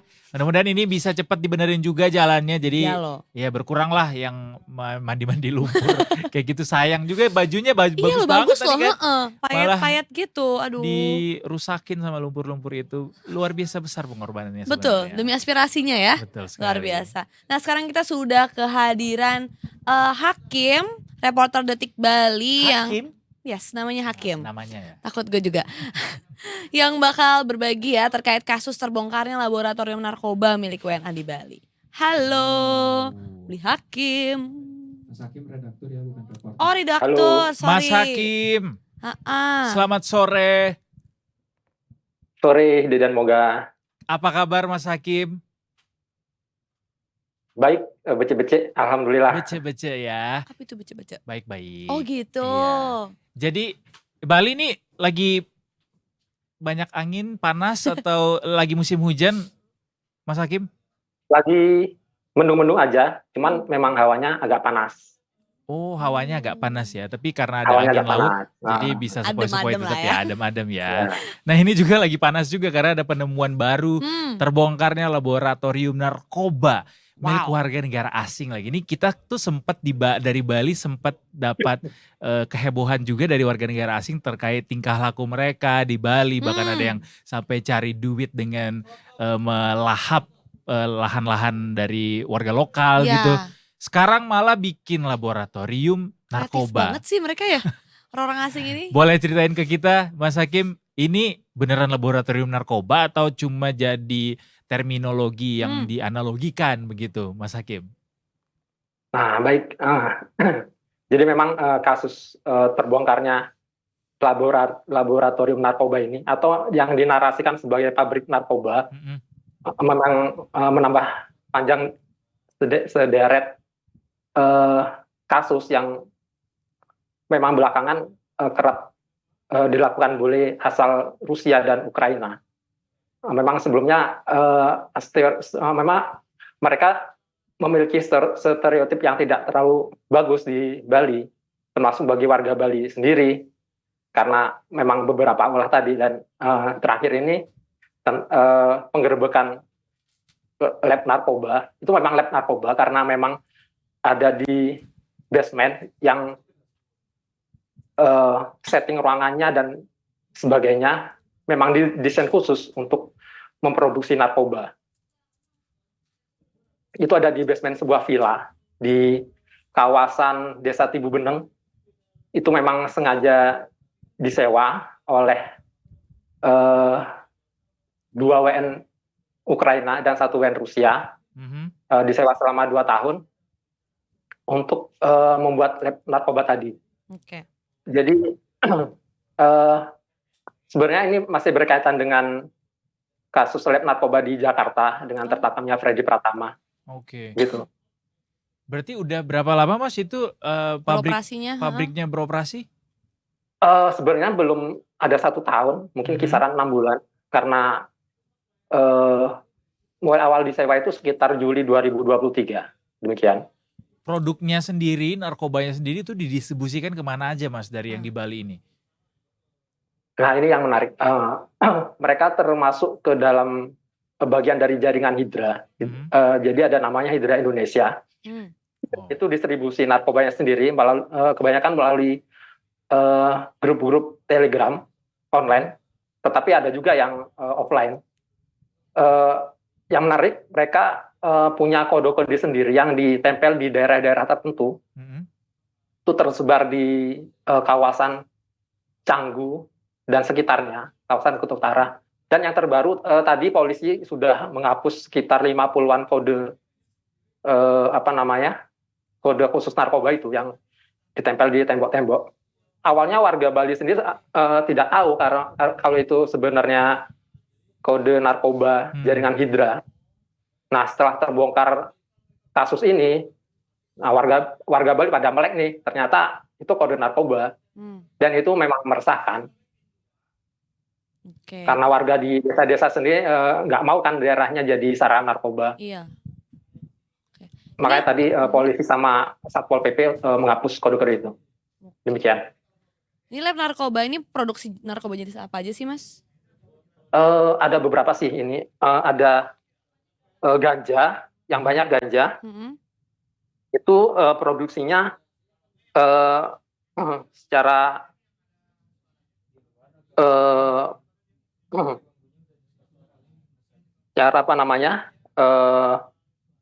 hidrogen. Oke. Kemudian ada namanya itu mefedron. Kemudian yang ditemukan juga ada kokain, ada heroin juga. Banyak ya. Jadi narkotika Iya, banyak. didominasi produk narkotika ini mendominasi itu ganja ya Mas ya? Yang mendominasi sementara itu ganja. Berdasarkan temuan polisi. Kok bisa tumbuh ya ganja di dalam lab ya? Kan bukannya di pegunungan dia tumbuh. Apakah mereka nanam juga di sana? Nah, Sistem hidroponik. Oh hidroponik. Oh, iya, Wow. Iya, secara hidroponik. Oke. Kreatif banget. Sangat emang. kreatif betul. Ini kalau misalnya dari satuan gitu Mas yang ditemukan berapa banyak Mas ini atau yang paling menyita perhatian berapa banyak nih dalam satuan yang ditemukan di dalam lab ini? Berapa kilo mungkin atau berapa gram? Sebenarnya sih dari segi barang bukti yang ditemukan tidak terlalu menonjol. Oke. Untuk ganja itu ada sekitar 9.799 gram ganja atau sekitar 9 kilo. Oke. Kalau untuk ukuran ganja sekitar 9 kilo itu tidak terlalu besar sebenarnya. Ada pula hasis sebesar nggak nyampe 1 kilo, 480 gram lebih. Kemudian kokain 107 gram. Sebenarnya nilai yang paling besar itu kokain. Kokain ini dapat dari mana mereka Mas? Nah itu, apa mereka bikin? Eh, diduga mereka membuat memproduksi semua jenis narkoba Wow. di lab tersebut. Oke. Ilmuwan ya mereka ya? Ini berarti yang ditangkap warga negara asingnya Atau 3 ada ya? Jadi ada 3 ya? 2 warga negara Ukraina, Ukraina, yang ya. ini saudara kembar, yang 2 Ukraina ini. Oke. Mm-mm. Satu lagi Rusia, satu lagi WNI. Oh, satu lagi WNI. Oh berarti 3, 2 diantaranya WNA. Iya, dari 4 yang ditangkap, 3 diantaranya WNA. Oh, 3 Sekarang polisi diantaranya. masih memburu 2 orang lagi dari Ukraina yang disebut sebagai pengendali jaringan Hydra ini. Oh disinyalir masih ada 2 lagi yang Iya, menjadi diduga atasan masih mereka ada 2 begitu lagi. ya? Ya, diduga kuat mereka udah keluar dari Bali. Sebelumnya Tapi mereka masih di juga Indonesia? Bali. Kemungkinan ada di Indonesia atau keluar Indonesia. Demikian. Oke. Atas temuan ini Mas apa ininya tuntutan atau hukuman yang mengancam untuk para warga negara asing dan juga WNI ini Mas? Tentu ini karena masih proses penyelidikan lebih lanjut tentang peran masing-masing ini, meskipun mereka terbukti dalam penggerbekan itu memproduksi narkoba, tentu harus ada rencana-rencana lagi untuk menentukan pasal yang tepat untuk mereka. Tapi kemungkinan untuk pasal yang memproduksi narkoba itu maksimalnya hukuman mati, dan itu sangat layak untuk produsen narkoba. Oke, untuk temuan-temuan ini dari hasil temuan ini kita pengen denger deh Mas dari Bali sendiri terkait kasus narkoba begitu ya, atau peredaran narkoba atau narkotika di Bali sendiri gimana sih Mas trennya saat ini Mas, sampai ada pabriknya di Bali nih? Sebenarnya dari tanggapan polisi sepanjang 2023 itu kalau nggak salah memang tren pengguna narkoba dan pemakaian narkoba itu cenderung naik ya, terutama sejak COVID itu justru malah naik pengguna narkoba di Bali. Oke. Ketika itu polisi beralasan banyak yang stres, jadi mereka mengalihkan ke narkoba. Jadi memang sejauh ini Bali dinilai sebagai pasar yang cukup potensial untuk peredaran narkoba, apalagi banyak klub-klub di Bali yang seperti sudah menjadi rahasia umum, di sana juga disinyalir ada peredaran terselubung, demikian. Oke. Itu udah diketahui belum Mas, bahan baku mereka yang untuk membuat narkoba itu dari mana? Mereka dapatkan bahan baku ini nggak di Indonesia, nggak di Bali juga, tetapi membeli dari 2 tempat, yaitu di Rumania dan China. Wow, jauh ya mereka bikin, maksudnya Jadi kreatif banget caranya. Lagi-lagi dari mereka China mendapatkan ya? melalui online. Oke, Online, Mas ini ada oke. cerita menarik soal penangkapan para tersangka ini. Katanya sempat ada yang lari ke hutan, lalu ke pantai, kemudian menyanyiku. Bukan ya? Bukan. Lari ke hutan doang, kabur ke hutan pas lagi diburu begitu, kemudian sehari kemudian malah nyerahin diri ke polisi. Cerita deh Mas Hakim, ini gimana ceritanya beliau bisa sampai menyerahkan diri akhirnya ke polisi? Ini masih berkaitan dengan Freddy Pratama yang diduga kabur ke Thailand. Berdasarkan keterangan polisi, Freddy Pratama bersembunyi di hutan Thailand. Dan dia di sana kehabisan bekal, demikian. Oke, menyerah dia dengan kehidupan berarti ya. Lebih baik ditangkap daripada tersesat di hutan. Itu Freddy Pratama yang punya laboratorium ekstasi berarti maksudnya Mas ya? Itu yang kasus di Lab Narkoba beda Sunter, lagi. Jakarta. Oh baik. Masih Beda berkaitan lagi, dengan bukan. Tapi jaringan Hydra yang di Bali. nah kalau misalnya di Bali itu sejauh apa sih keterikatan antara lab narkoba yang di Bali dengan yang punya Freddy Pratama ini Mas? Jadi saya ceritakan sedikit. Enggak. Terbongkarnya lab, istilahnya clandestine lab yang ada di Bali, atau bahasa Indonesia lab narkoba rahasia Ya. yang ada di Bali, berawal dari terbongkarnya lab serupa yang ada di Sunter Jakarta Utara milik Freddy Pratama. Kita itu digerebek pada 4 April 2024.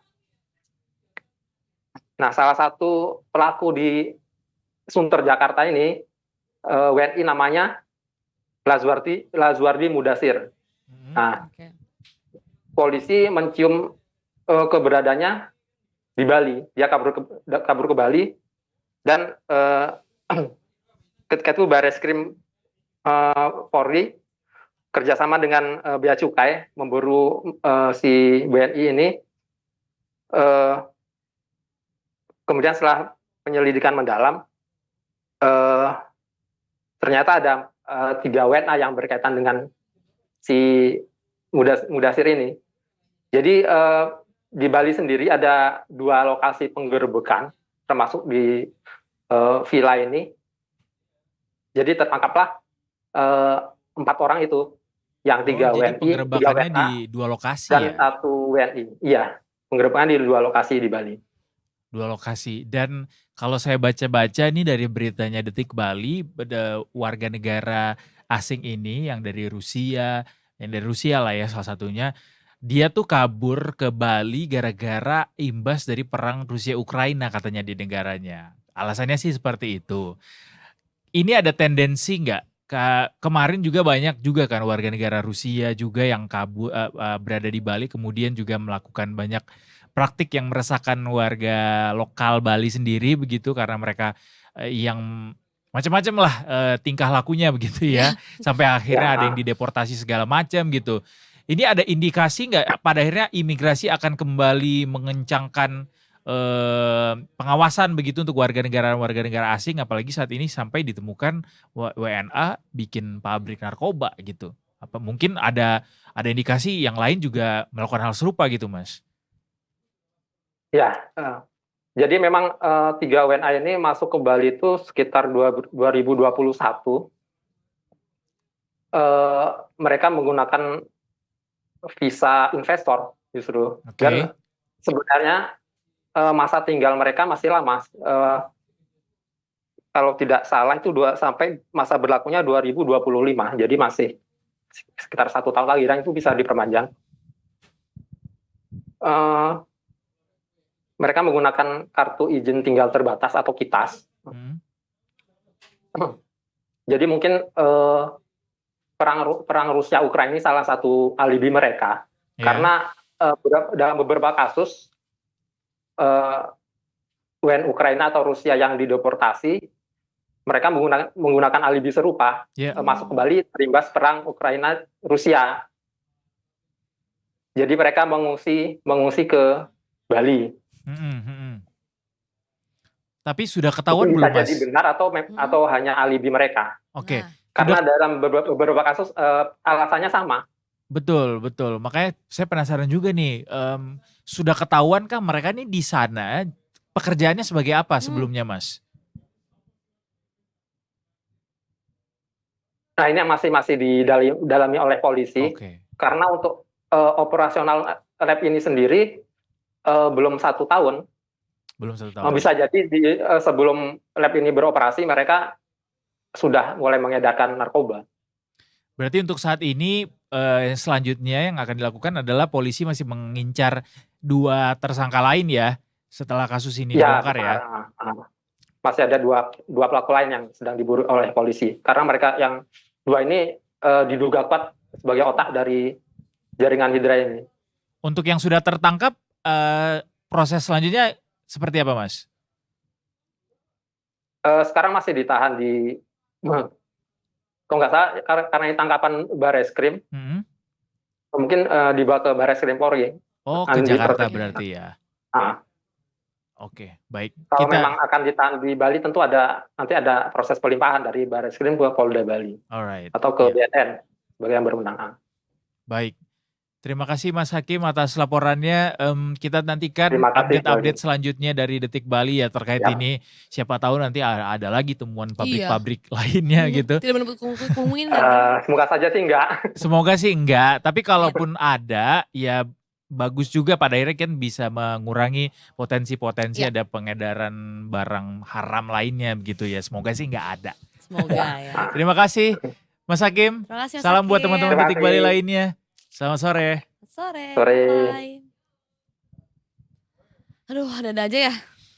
Macam-macam kisah di Bali ya. Jujur I have so many question in my head setelah Gimana? mendengar tadi di cerita dari Mas Hakim gitu. Pasti seru mendengar kenapa si warga negara asing ini bisa sampai ke Indonesia, Nah. motifnya apa, dari mana taunya, bisa sampai mau bekerja sama, atau bahkan mereka memang dari sananya juga udah niat, punya iya udah. rekam jejak seperti ini juga gitu. Itu Maksudnya nggak semua orang punya kepengetahuan seperti itu nggak sih? Ngolah ganja apa hidroponik tuh gimana kalau mereka emang bukan pengedar atau sampai mereka punya ilmuwan. kode-kode itu, Itu tadi kan dari benar. jaringan Hydra Indonesia tuh kayak Hydra bikin Indonesia nggak tuh. Berarti jangan ada Hydra yang lain. kode-kode itu. Iya. Iya kan nggak di Mungkin Indonesia doang. selain Hydra ada Hydro juga mungkin. Kita kembali lagi saat lagi Detikers.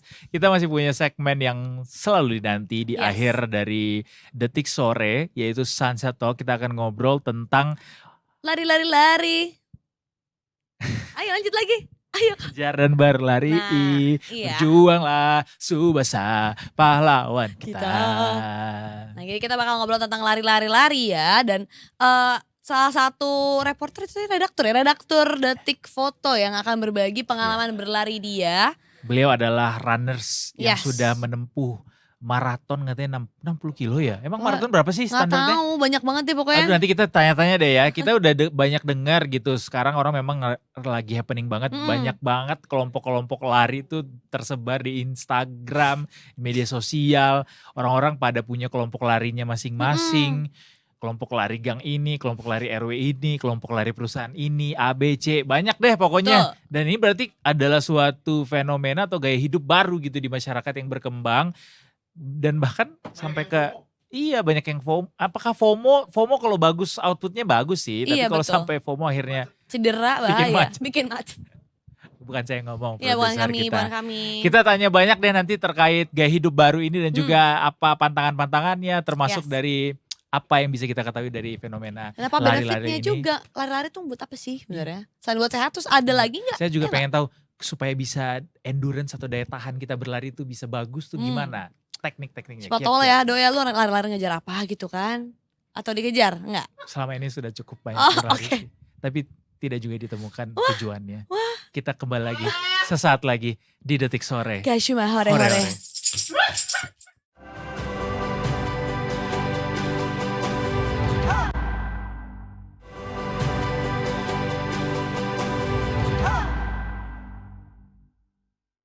Kembali lagi di Detik Sore. Gak cuma hore-hore. Karena kita belum bahas lari-lari dulu ya guys. Belum. Ya, Masih kita kita tunda satu segmen lagi. betul, kita ngobrol-ngobrol dulu dengan apa yang baru saja terjadi. Salah satunya dengan kehilangan Edo selama 3 hari kemarin. Tapi tadi gue kepikiran deh. Apa tuh? Kita opening tuh ada kayak macam kuis-kuis gitu. Jadi kayak disiarkan langsung dari Studio Mini Detikcom, lantai 9, Gedung Transmedia, Tendean, Jakarta Selatan. Inilah Detik Sore, gak cuma hore-hore, bersama Eduardo Simorangkir. Dan Numunggah. Terus kita lari-lari. Aneh banget. Itu seru sih. Ya Buat kan, santet lucu talknya kan? gak? Buat Apa? lucu-lucuan seru sih. Lo aja tapi lari-lari gue gak mau. Sama kame ya. Gue enggak. No thanks. No thanks. Lari-lari juga saya lakukan kemarin selama di ICE BSD. Kenapa tuh, ada apa? Karena di sana itu banyak banget sesi panel diskusi yang menarik-menarik yang membahas seputar kondisi industri migas saat ini, bagaimana jadi digelaran nama acaranya itu adalah Indonesia Petroleum Association Convention and Exhibition. Di Ya. sana ada diskusi diskusi di dalam eksibisi atau pameran. Di sana banyak banget pameran dari berbagai macam perusahaan oil and gas di seluruh dunia yang juga Wow. beroperasi di Indonesia juga termasuk. Dan banyak banget yang dibahas mulai dari teknologi-teknologi yang bisa dipakai untuk ngebor minyak dan gas saat ini, untuk bisa mengefisiensikan operasi, untuk bisa memaksimalkan produksi, termasuk bagaimana kebijakan-kebijakan dari pemerintah, insentif-insentif itu bisa mempengaruhi bagaimana kita bisa menciptakan produksi yang lebih banyak lagi untuk migas. Itu dibahas macam-macam deh selama 3 hari itu dengan berbagai macam sudut pandang. Nah, Berapa cuplikannya bisa kita tonton gak sih? Masih ada kemarin banyak. Lo kemarin on cam lagi kan di sana? Ada wawancara ketua panitia IPA-nya juga, kita ngobrol-ngobrol juga sama dari pemerintah juga, dari Kementerian SDM, Direktur Bisnis Hulu Migasnya. Kita juga ngobrol, kita tanya kira-kira nih migas nih sebenarnya udah jadi sunset industry apa enggak gitu. Itu selalu gue tanyakan ke orang-orang yang ada di sana karena ya kan kita sekarang lagi happening tuh jadi menuju ke energi hijau kan, Ya. energi bersih kan. Which is berarti bukan lagi energi konvensional, Ya. energi fosil gitu. Sementara migas itu kita tahu adalah energi fosil, energi yang sudah sangat lama kita gunakan sebagai sumber daya kita. Nah, kira-kira setelah sekian tahun produksinya juga kemudian semakin melandai, masihkah kita bisa berharap terhadap sumber energi fosil ini untuk bisa kita jadikan sumber ketahanan energi kita? Nah, ternyata kemarin dibahas tuntas tuh. Dan kita mau kasih tahu juga Apa tuh? isi atau hasil dari gelaran selama 3 hari kemarin di ICBSD dari The 48 IPA Convex. Ini langsung saya bacakan saja ya karena panjang sekali. Jadi diyakini nih industri migas itu masih akan tetap eksis sampai puluhan tahun lagi. Oke. Hal ini tercermin dengan skenario momentum baru yang mencerminkan sistem energi dunia saat ini di mana total konsumsi akhir meningkat sekitar 2040. Setelah itu konsumsi energi mencapai titik stabilnya nanti di tahun 2050. Dan dalam 3 skenario, accelerated, net zero, dan new momentum, pemanfaatan minyak dan gas ini masih tetap akan dilakukan hingga tahun 2050 meskipun penggunaannya langsung menurun karena peningkatan efisiensi energi, peningkatan penggunaan listrik, dan dekarbonisasi juga di sektor ketenaga listrikan. Di hari pertama, IPA Convex 2024 juga menjadi ajang penetapan kontrak baru untuk perusahaan migas dalam negeri. Jadi ada beberapa blok migas, lokasi wilayah kerja migas tuh yang dikasih sama investor untuk bisa mereka eksplorasi kemudian. Kontrak ini terkait eksplorasi migas jumbo blok Ketapang di Madura, Jawa Timur salah satunya. Kemudian ada juga di blok Bobara di Papua Barat. Total investasinya untuk kedua blok ini mencapai 96 juta US dollar atau sekitar 1,56 triliun rupiah. Dan di hari kedua pembahasannya itu terpaku pada upaya industri hulu migas untuk bisa mendukung program net zero emissions Indonesia yang di tahun 2060. Itu salah satunya adalah pengembangan teknologi penyimpanan karbon atau carbon capture and storage dan juga carbon capture utilization and storage CCUS. Dan di hari ketiga pembahasannya berpaku pada sejumlah potensi migas yang bisa digarap di wilayah Indonesia, termasuk nih katanya nih dari SKK Migas ada potensi sekitar 20,4 miliar barel setara minyak yang terletak di cekungan Sumatera Utara dan Sumatera Selatan. Tapi katanya masih banyak cadangan migas yang masih belum ditemukan kok di wilayah tersebut.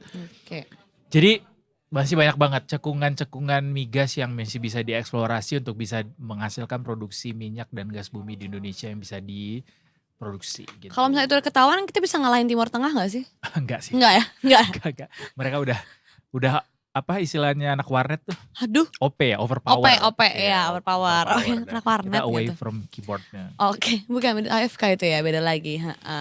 Nah ini kalau misalnya bahas net zero emission gitu, tadi kan ada carbon capture storage sama CCUS, carbon capture and utilization and storage itu tuh apa sih Do sebenarnya? Karena pasti kayak gue yakin banget anak muda zaman sekarang udah tahu nih bakal ada, bahkan beberapa omongan di tongkrongan gue tuh ada yang bilang kayak gue mau trading karbon. Kok pada tahu ya? Mereka mau trading karbon. Nggak tahu, mereka mikir dari mana juga gak ngerti. Nah itu coba mungkin ada salah kaprah di sana gitu. Semuanya akan dibahas tuntas di podcast Talk Miskin. Oke, nice. Bagus banget bridgingannya luar biasa. Tapi kemarin tuh udah kita obrolin di Detik Sore juga di Sunset Talk sama ICC US gitu. Mereka ICCSC. Mereka itu adalah center dari penghubung antara pemerintah dan juga investor untuk mengembangkan bisnis carbon capture and storage ini gitu. Jadi sederhananya adalah nih karbon yang ada di atmosfer di udara ini ditangkap sama mereka, kemudian disimpan di perut bumi dalam kedalaman katanya tuh sampai 2 kilometer. Itu kita itu punya banyak sekali lokasi-lokasi yang bisa disimpan si karbon-karbon ini. Lokasi-lokasinya itu di antaranya itu berada di bekas-bekas lokasi tambang minyak dan gas kita di reservoir-reservoirnya. Jadi either itu di offshore atau di onshore atau di tengah laut atau di daratan gitu. Banyak kita karena kita juga kan sudah banyak melakukan eksplorasi migas dan juga produksi gitu. Jadi Indonesia tuh punya potensi yang katanya dari potensi-potensi yang ada ini itu bisa menyimpan atau mengurangi emisi karbon hingga 100 tahun ke depan. Wow, hopefully itu beneran terjadi ya. Ada banyak perdebatan sih di Iya tengah kan? konklusi itu gitu. Masih banyak tanda tanya sebenarnya. Karena emang istilahnya apa ya, futuristik banget gak sih konsep itu?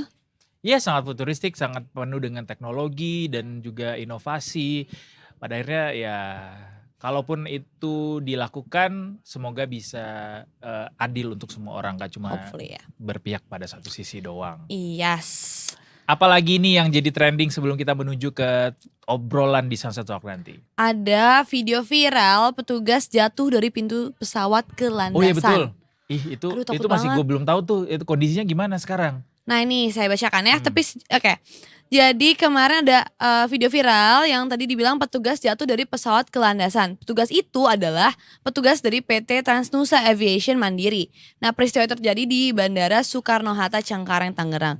PT Transnusa Aviation Mandiri juga menyatakan peristiwa tersebut terjadi pada 13 Mei dan insiden itu diakibatkan oleh miskomunikasi antar sesama petugas. Dan dalam video tersebut terlihat seorang petugas berdiri di pintu pesawat dan melangkah mundur untuk menjejak tangga pesawat. Di saat yang bersamaan, petugas lain dorong tangga itu jauh dari pintu pesawat ya. Bablas ya. Aduh, Ini tuh videonya nih, videonya. aduh ya ampun. Tapi thank God ke Transnusa katanya sudah memastikan bahwa petugas yang mengalami kecelakaan ini sudah menerima penanganan Ya. medis dan dalam kondisi yang baik, katanya mudah-mudahan benar ya adanya dan semoga cepat pulih kembali kondisinya dan Amin. terhindar dari kejadian-kejadian naas Betul. kayak ini. Gue yakin itu deep all the dark fear way. orang gak sih? Itu jaraknya kayak ada lebih dari 2 meter deh. Ih itu jauh banget. Deep dark fear seorang gak sih? Gue yakin apalagi orang-orang yang sering naik pesawat. Iya. Siapa sih gak keder? Aduh serem banget. Nah kita harus berpindah ya dari mini studio yang warna-warni ini menjadi latar belakang senja yang kita belum lihat senjanya ada atau tidak. Oke, so stay tune di Detik Sore. Gak cuma hore.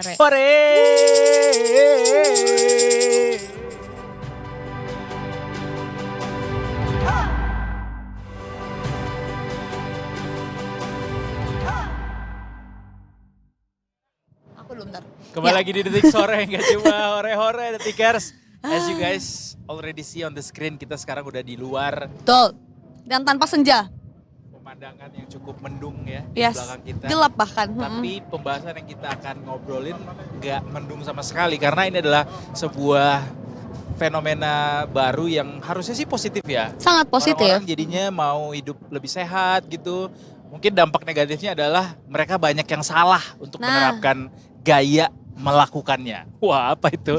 Kita akan ngobrol soal lari. Banyak soal lari. Tentang lari ini kita akan obrolin bersama dengan seorang pegawai Detikcom yang juga sudah lama menekuni dunia lari ini, yaitu Mas Andika Prasetya. Halo. There he is. Halo. Selamat sore, Mas Andika. Selamat sore. Cerita dong, udah berapa lama lari? Dari kenyataan bukan? Wah, Lari bukan. olahraga. Oke. Jadi saya tuh Kesini aja. Oke, siap.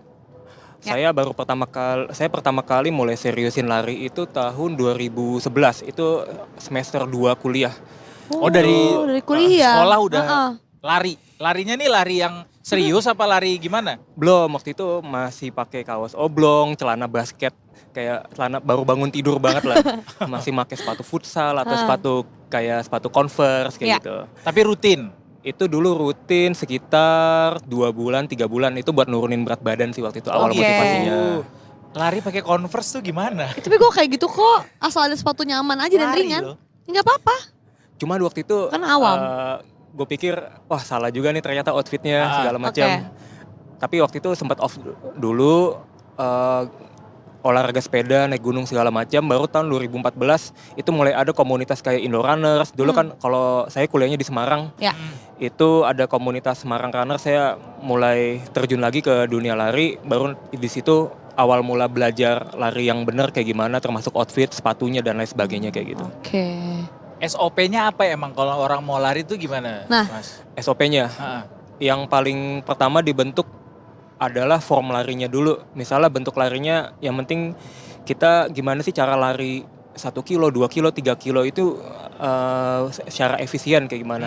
Itu pertama kayak misalnya dari posisi kepalanya harus tegak, Ya. badannya juga jangan terlalu ngebungkuk atau terlalu Tegak ya. condong ke belakang. Jadi lari tuh masih harus tetap tegap badannya. Tegak yang agak condong ke depan dikit, jadi Oh, gitu. didorong ke depan kayak gitu. Terus untuk kakinya juga, Praktekin langsung. untuk kakinya juga istilahnya ada di dunia lari itu istilahnya cadence.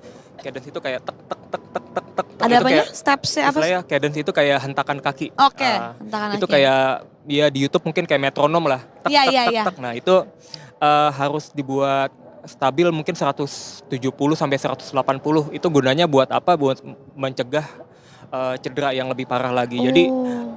untuk mempercepat ground contact time di tanah gitu. Jangan kelamaan nginjek tanah. Oh Jadi harus gitu. cepat tek tek tek gitu. Sama lompat lah ya. Agak kayak lompat Kenapa? sih. Artinya Eh, repetisinya harus cepet gitu. Repetisinya.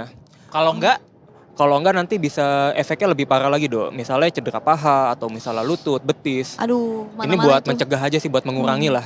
Gitu. kalau posisi kaki sendiri ada kiat-kiatnya nggak harus gimana? Napaknya seperti apa? Iya, napaknya seperti apa? Oke. Kemudian membuka Posisi kaki ya? sebesar apa Iya. gitu. Posisi kaki ini buat pelari umum ya, common Ya. runners itu better pakai bantalan kaki. Bantalan kaki. Bantalan kaki itu yang ini ada jari kaki, ya di sini nih kayak ada Oh. bantalan. Yang ada lengkungannya. Iya, di bantalan sini jangan terlalu nginjek Oh. ke Wah, belakang sini ya, di- atau Iya, terlalu tumpuannya di jari-jari kaki. Itu nanti efeknya juga bisa cedera. Oh, I see. Gitu. Baru tahu gue yang ini. Kalau kayak gitu mudah-mudahan bisa ini ya mempertahankan endurance lebih lama gitu ya. Insya Allah bisa.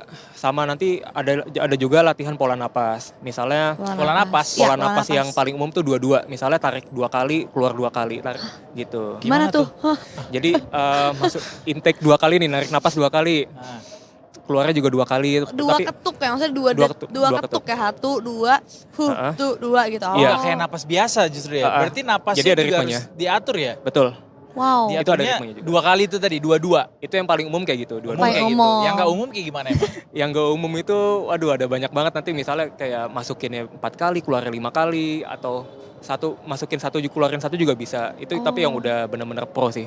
Katanya kalau misalnya lari itu Ya. pas kita ngelangkah kita bisa tarik napas atau keluarin napas kayak gitu nggak sih? Bukannya ada nggak sih caranya yang ketika kita ambil lari, entah kita harusnya taruhlah ngelangkah, Oke. itu kita tarik napas, terus ganti kaki malah jadi keluarin apa gimana? Ada ritme yang kayak gitu nggak Mas? Ritmenya beda sih, jadi antara kaki sama napas juga maksudnya kadang-kadang bisa beda juga. Oke. Jadi ritme napasnya sendiri, ritme kakinya Oh nggak sendiri. jadi gitu. satu ya? Iya, Oh, yang I see. yang bisa sama itu ritme gerakan tangan sama ayunan kaki biasanya. Oh, oke. Nah ini mau nanya lagi Nah. nih. Ini kan fenomena lari ini lahir banyak orang yang akhirnya lari dengan motivasi pengen nurunin berat badan kan. Oke. Sekarang juga banyak yang gitu tuh. Nah kalau yang biasanya yang overweight itu biasanya mereka akan mulai dari jalan dulu, kemudian Ya. baru lari begitu. Kalau stepnya nih buat orang yang pengen nurunin berat badan dengan lari itu, ada bedanya nggak ketika dia lari di treadmill dengan ketika dia Nah. lari di lapangan gitu? Karena lo baru beli treadmill kan? Enggak. Oh Bukan enggak. karena itu. Karena banyak yang melakukan itu kan, kayak pengen cepet turun dengan cara berlari gitu. Dan Iya. karena males mungkin ada yang lebih yang prefer di ruangan yaitu dengan treadmill. Bener, ada yang, sambil nonton soalnya. Iya, Mm. Sebenarnya untuk nanti hasilnya bisa dibilang hampir sama, Dok. Misalnya lari di treadmill ini kan paling cuman yang bedain kan dia di indoor, Ya. habis itu kecepatannya bisa dikontrol sama Ya. mesin kayak gitu. Sementara kalau lari di luar kan kita bisa ngirup udara luar, mungkin bisa bareng teman-teman lain atau banyak variasinya sih, ada tanjakan, ada turunan kayak gitu. Tapi sama aja sih nanti kalau outputnya harusnya sama aja ya. outputnya kurang lebih sama kayak gitu. Nggak apa-apa kalau misalnya mau belajar awal-awal lari nurunin berat badan, lari di indoor running dulu atau lewat treadmill dulu nggak masalah kayak gitu. Perlu Tapi gimana? Ya perlu konsultasi ke dokter dulu gak sih sebelumnya, karena mengingat terlalu buat orang-orang overweight kan lututnya nggak biasa menumpu, berat badannya sendiri kan, dan tambah lagi kan juga ada berat badan tambahan juga lah dengan Betul. berlari kan. Nah itu perlu juga nggak sih? Kalau misalnya ada budget dan memungkinkan, nggak apa-apa disaranin ke dokter Disarankan ya? spesialis olahraga. Nanti Dokter spesialis oleh olahraga. dokternya nanti disaranin kamu olahraga yang cocok apa, misalnya lari, boleh nggak lari? Oke, intensitasnya kayak gimana? Atau misalnya belum dibolehin lari nih, nanti lututnya bisa cedera, Ya. bisa dialihin olahraga lain yang minim impact di cedera kayak sepeda atau biasanya renang sih. Oh, I Kayak see. gitu. Nah, ini Deng, coba kasih saran buat orang-orang yang ingin menurunkan berat badan dengan berlari. Kan lo juga melalui proses itu ya, Yes. motivasinya adalah awalnya menurunkan berat badan. Mungkin mulai dari persiapan apa yang mereka harus lakukan, kemudian kiat-kiatnya, apa yang perlu dihindari gitu supaya konsisten bisa beneran turun nih berat badan gitu. Oke, ini buat lari aja berarti ya? Iya, iya. Oke. Pertama tadi untuk lari ini kan biar larinya efisien, formnya dulu nih. Kita harus pelajarin dulu formnya kayak gimana. Kalau dengan formnya udah benar, ya insya Allah ntar ke depannya bisa oke lah untuk lari. Berarti bentuk Cara berlarinya ya? Cara berlarinya gitu. Kayak olahraga lain kan misalnya kalau cara teknik tendang bola segala macam ada Iya. cara-caranya juga. Terus terus outfit juga. outfit berpengaruh. Nah, Outfit berpengaruh, gak harus mahal. Misalnya cukup kayak baju berbahan polyester atau celana polyester, sepatunya juga jangan sepatu lari ya, kaos kaki yang pas.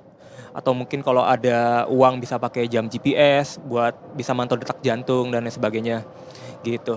Terus untuk buat pelari pemula juga jangan sampai FOMO lah.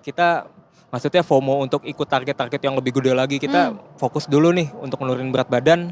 Ya udah, kita buat dulu lari yang enjoy kayak gimana. Biasanya pasangnya target waktu. 30 menit ini kuat berapa lama sih? Kita coba dulu 30 menit nih.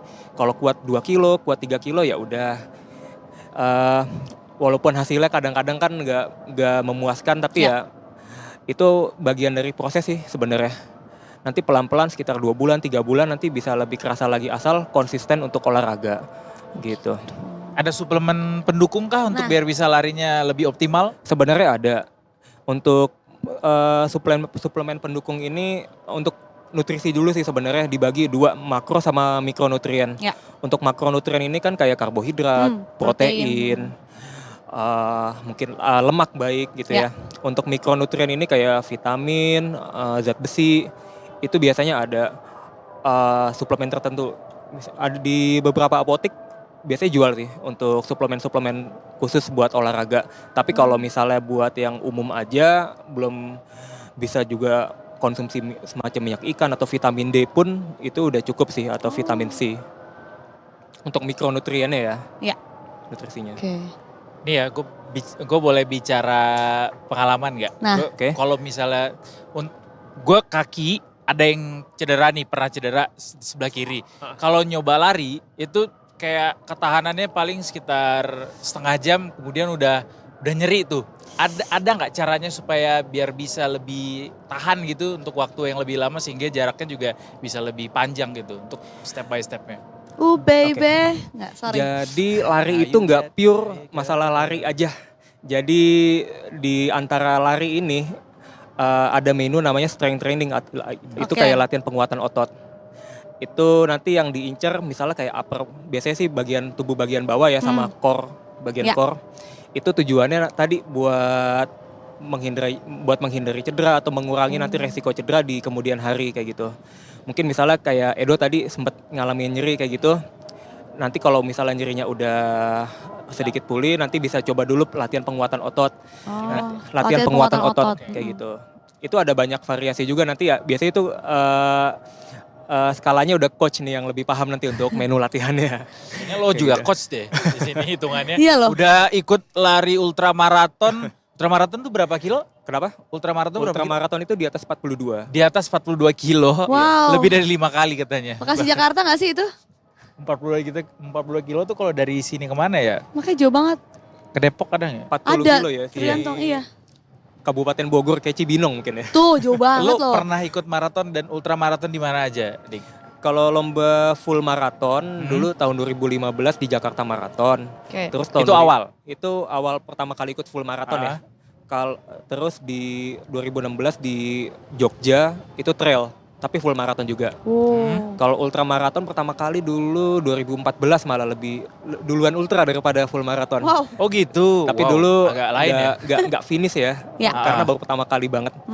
Dulu lari di nama eventnya Mesastila, jadi lari lewatin Gunung Andong, Gunung Merbabu, ada 3 gunung lah kalau nggak salah kayak Sampai gitu. puncak Iya, nyampe lari puncak. terus turun Puncak lagi. lari. Iya. Wah. Cuma mungkin karena dulu persiapan masih kurang. Gunung apa? Kenapa? Gunung apa? Gunung yang dilewatin dulu Gunung Andong, terus Gunung Merbabu, Merbabu. turun sampai daerah Dalangan, terus naik Gunung Telomoyo, turun lagi sampai Hotel Mesastila. Itu Daerah berapa lama Belang. tuh waktu tempuhnya? Iya. Dulu panitia masang targetnya tuh 14 jam ya kalau saya nggak salah ya. 14 jam. Cuma waktu itu karena persiapan kurang ya nggak finish juga kayak gitu. Cerita dong aturan-aturan untuk ikut maraton itu kan lagi rame ya. Ya. Yes. Selebriti, artis-artis pada ikut maraton, bahkan sampai ke luar negeri juga. Ada betul. yang ke New York Marathon, ada yang ke Tokyo. World Major Marathon. Macem-macem dah pokoknya. Iya. Itu gimana sih aturannya supaya mereka bisa dikatakan finish gitu? Bisa dikatakan finish ya, maksudnya finish di lombanya ya. Iya. Lombanya. Di event-event maraton kan biasanya masang target nih, misalnya event A maksimal finish itu yang dapat medali ya, maksudnya sama sertifikat finishnya itu biasanya 6 jam, ada 6 jam, ada yang 7 jam. Mungkin di event-event tertentu bahkan 5 jam nih, kayak nanti ada event di Jakarta nih masang targetnya 5 jam. Mungkin karena berbagai pertimbangan kayak gitu. Berarti 40 km ditempuh dalam waktu 5 jam gitu? 42. 42 Karena 2 kilometer. kilo juga lumayan kerasa tuh, dari 40 ke 42 udah lumayan Wow. kilometer kritis kan itu ya soalnya. Karena makin turun kan biasanya endurance-nya. Biasanya gitu, udah mulai udah capek banget gua nih. Iya, gitu. iya. Tapi 1 kilo terakhir biasanya udah termotivasi lagi. Oke. Maraton gitu boleh jalan gak sih? Iya. Boleh. Oh boleh. Yang penting yang penting kita bisa finish di bawah cut off time. Oh, I Waktu see. itu ya? Waktu yang ditentukan. 5 jam biasanya? Misalnya 6,5 sih, 6 jam sampai 7 jam lah. Oh 6 sampai 7 jam 6 biasanya sampai 7 jam standarnya? biasanya. Itu pengalamannya gimana menjalani ultra marathon itu, terutama yang naik turun gunung ya, orang mah nyantai, nikmatin, ini lari gitu. Kalau di gunung sama di road untuk ultramaraton ini beda nih. Kalau Gimana? di gunung ini strateginya kita bisa lebih santai. Untuk yang penting kita pas lagi naik gunung tetap bisa jalan cepat, istilahnya power walking. Oke. Terus kalau ketemu trek landai atau trek turunan baru istilahnya pakai teknik downhill. Oke. Itu cepat kayak gitu. Sementara kalau di road sendiri itu pendekatannya beda. Umumnya kan Landai ya jalanannya. landai ya. Mm. Kita itu yang penting kecepatannya itu konstan, misalnya di pace 7 atau pace 8 misalnya, tapi konstan. Tetap lari terus, hentak terus. Sesekali jalan boleh, tapi diutamakan, disarankan pakai lari walaupun pelan. Oh, I see. Apa sih Wow. biasanya yang bikin orang mau maraton atau lari sampai berpuluh-puluh kilometer gitu? Maksud gue ya gue lari 5 kilo aja udah Aduh, ya bangga Allah. banget sama diri gue Kilo aja alhamdulillah. Gimana orang yang, apalagi kayaknya orang kalau udah bisa lari dan cukup jauh makin kayak ada Termotivasi gitu gak sih? ada unsur nagihnya gitu, Iya ada loh. ada Iya. adiksinya. Nah. Bener nggak? Benar. Wah. Adiksi, lari itu adiksi. Kalau bagi sebagian orang itu nanti bisa ketagihan lagi, misalnya karena kan kita manusia ya, biasanya ada kayak motivasi diri sendiri lah, misalnya. Nggak mau puas gitu. Nah. Iya, maksudnya ya, misalnya pengen gue lebih udah terus finish ya. di sini, gue nanti target di event selanjutnya mau pertajamin waktu lah, biar biar misalnya personal best kayak gitu. Itu biasanya ada motivasi juga kayak gitu. Wow. Ini dong kasih rekomendasi dong gimana caranya milih sepatu lari yang Nah benar. boleh dong, iya. Milih sepatu lari yang benar. Oke, untuk profil kaki ini ada 3 biasanya.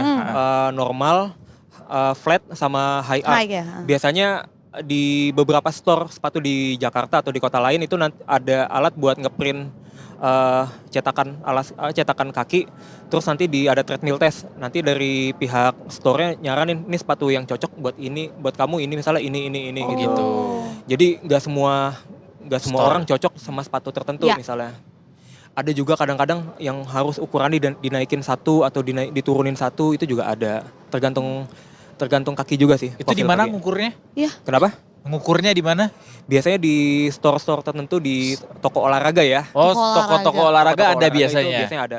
Biasanya mereka pakai print sama treadmill test kayak gitu. Oh gitu. Oke, di mall-mall tuh ada tuh ya. Iya. Kok kita nggak pernah tahu ya? Gue sih baru tahu Iya, sekarang. nggak pernah ditawarin juga Iya kayak makanya. kayak di nomor segini ada kakak mau cari Iya, yang itu mana dong, cuma iya, gitu doang, nggak ada buat apa mau Nggak ada, nyarinya, nggak nggak ada pernah nanya gitu. ditanya gitu Mungkin ya. kelihatannya kita nggak butuh ya kayak Mungkin gitu nanti ya. dibisikin sama Andika gimana apa rekomendasinya di mana ya. Bisa jadi Biar nanti abis tahu ini. gitu. Heeh. Oke.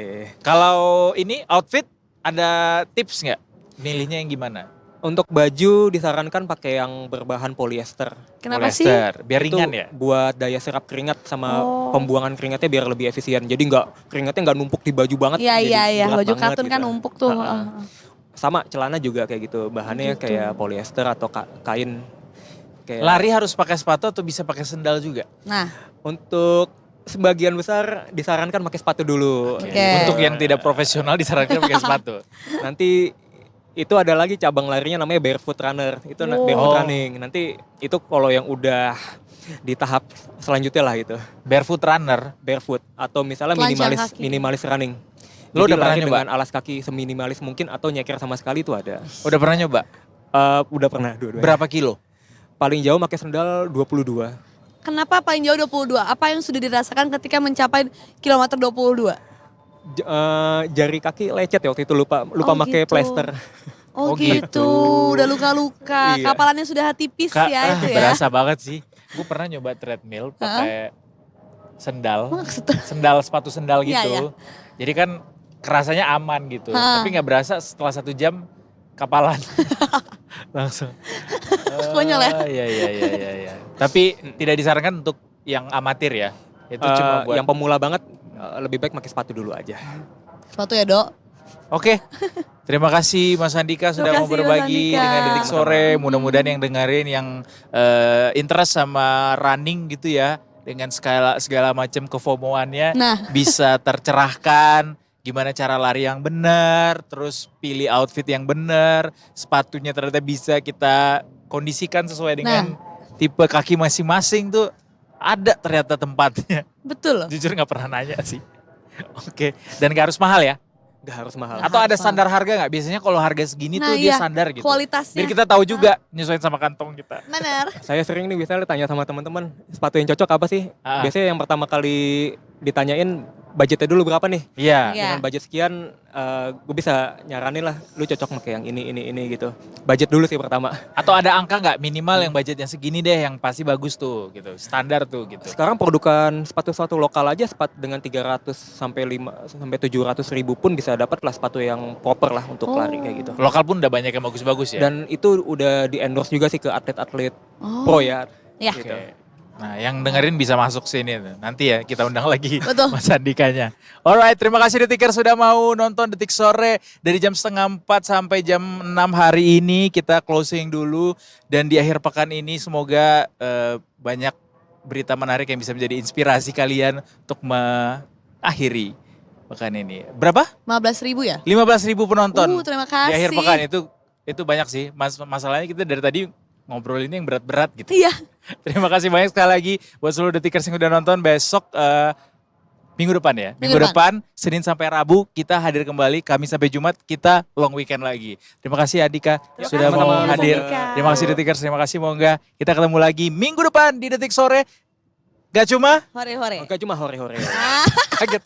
Sorry banget kayak kita ingetin. Gak cuma hore-hore. Bye. Bye-bye.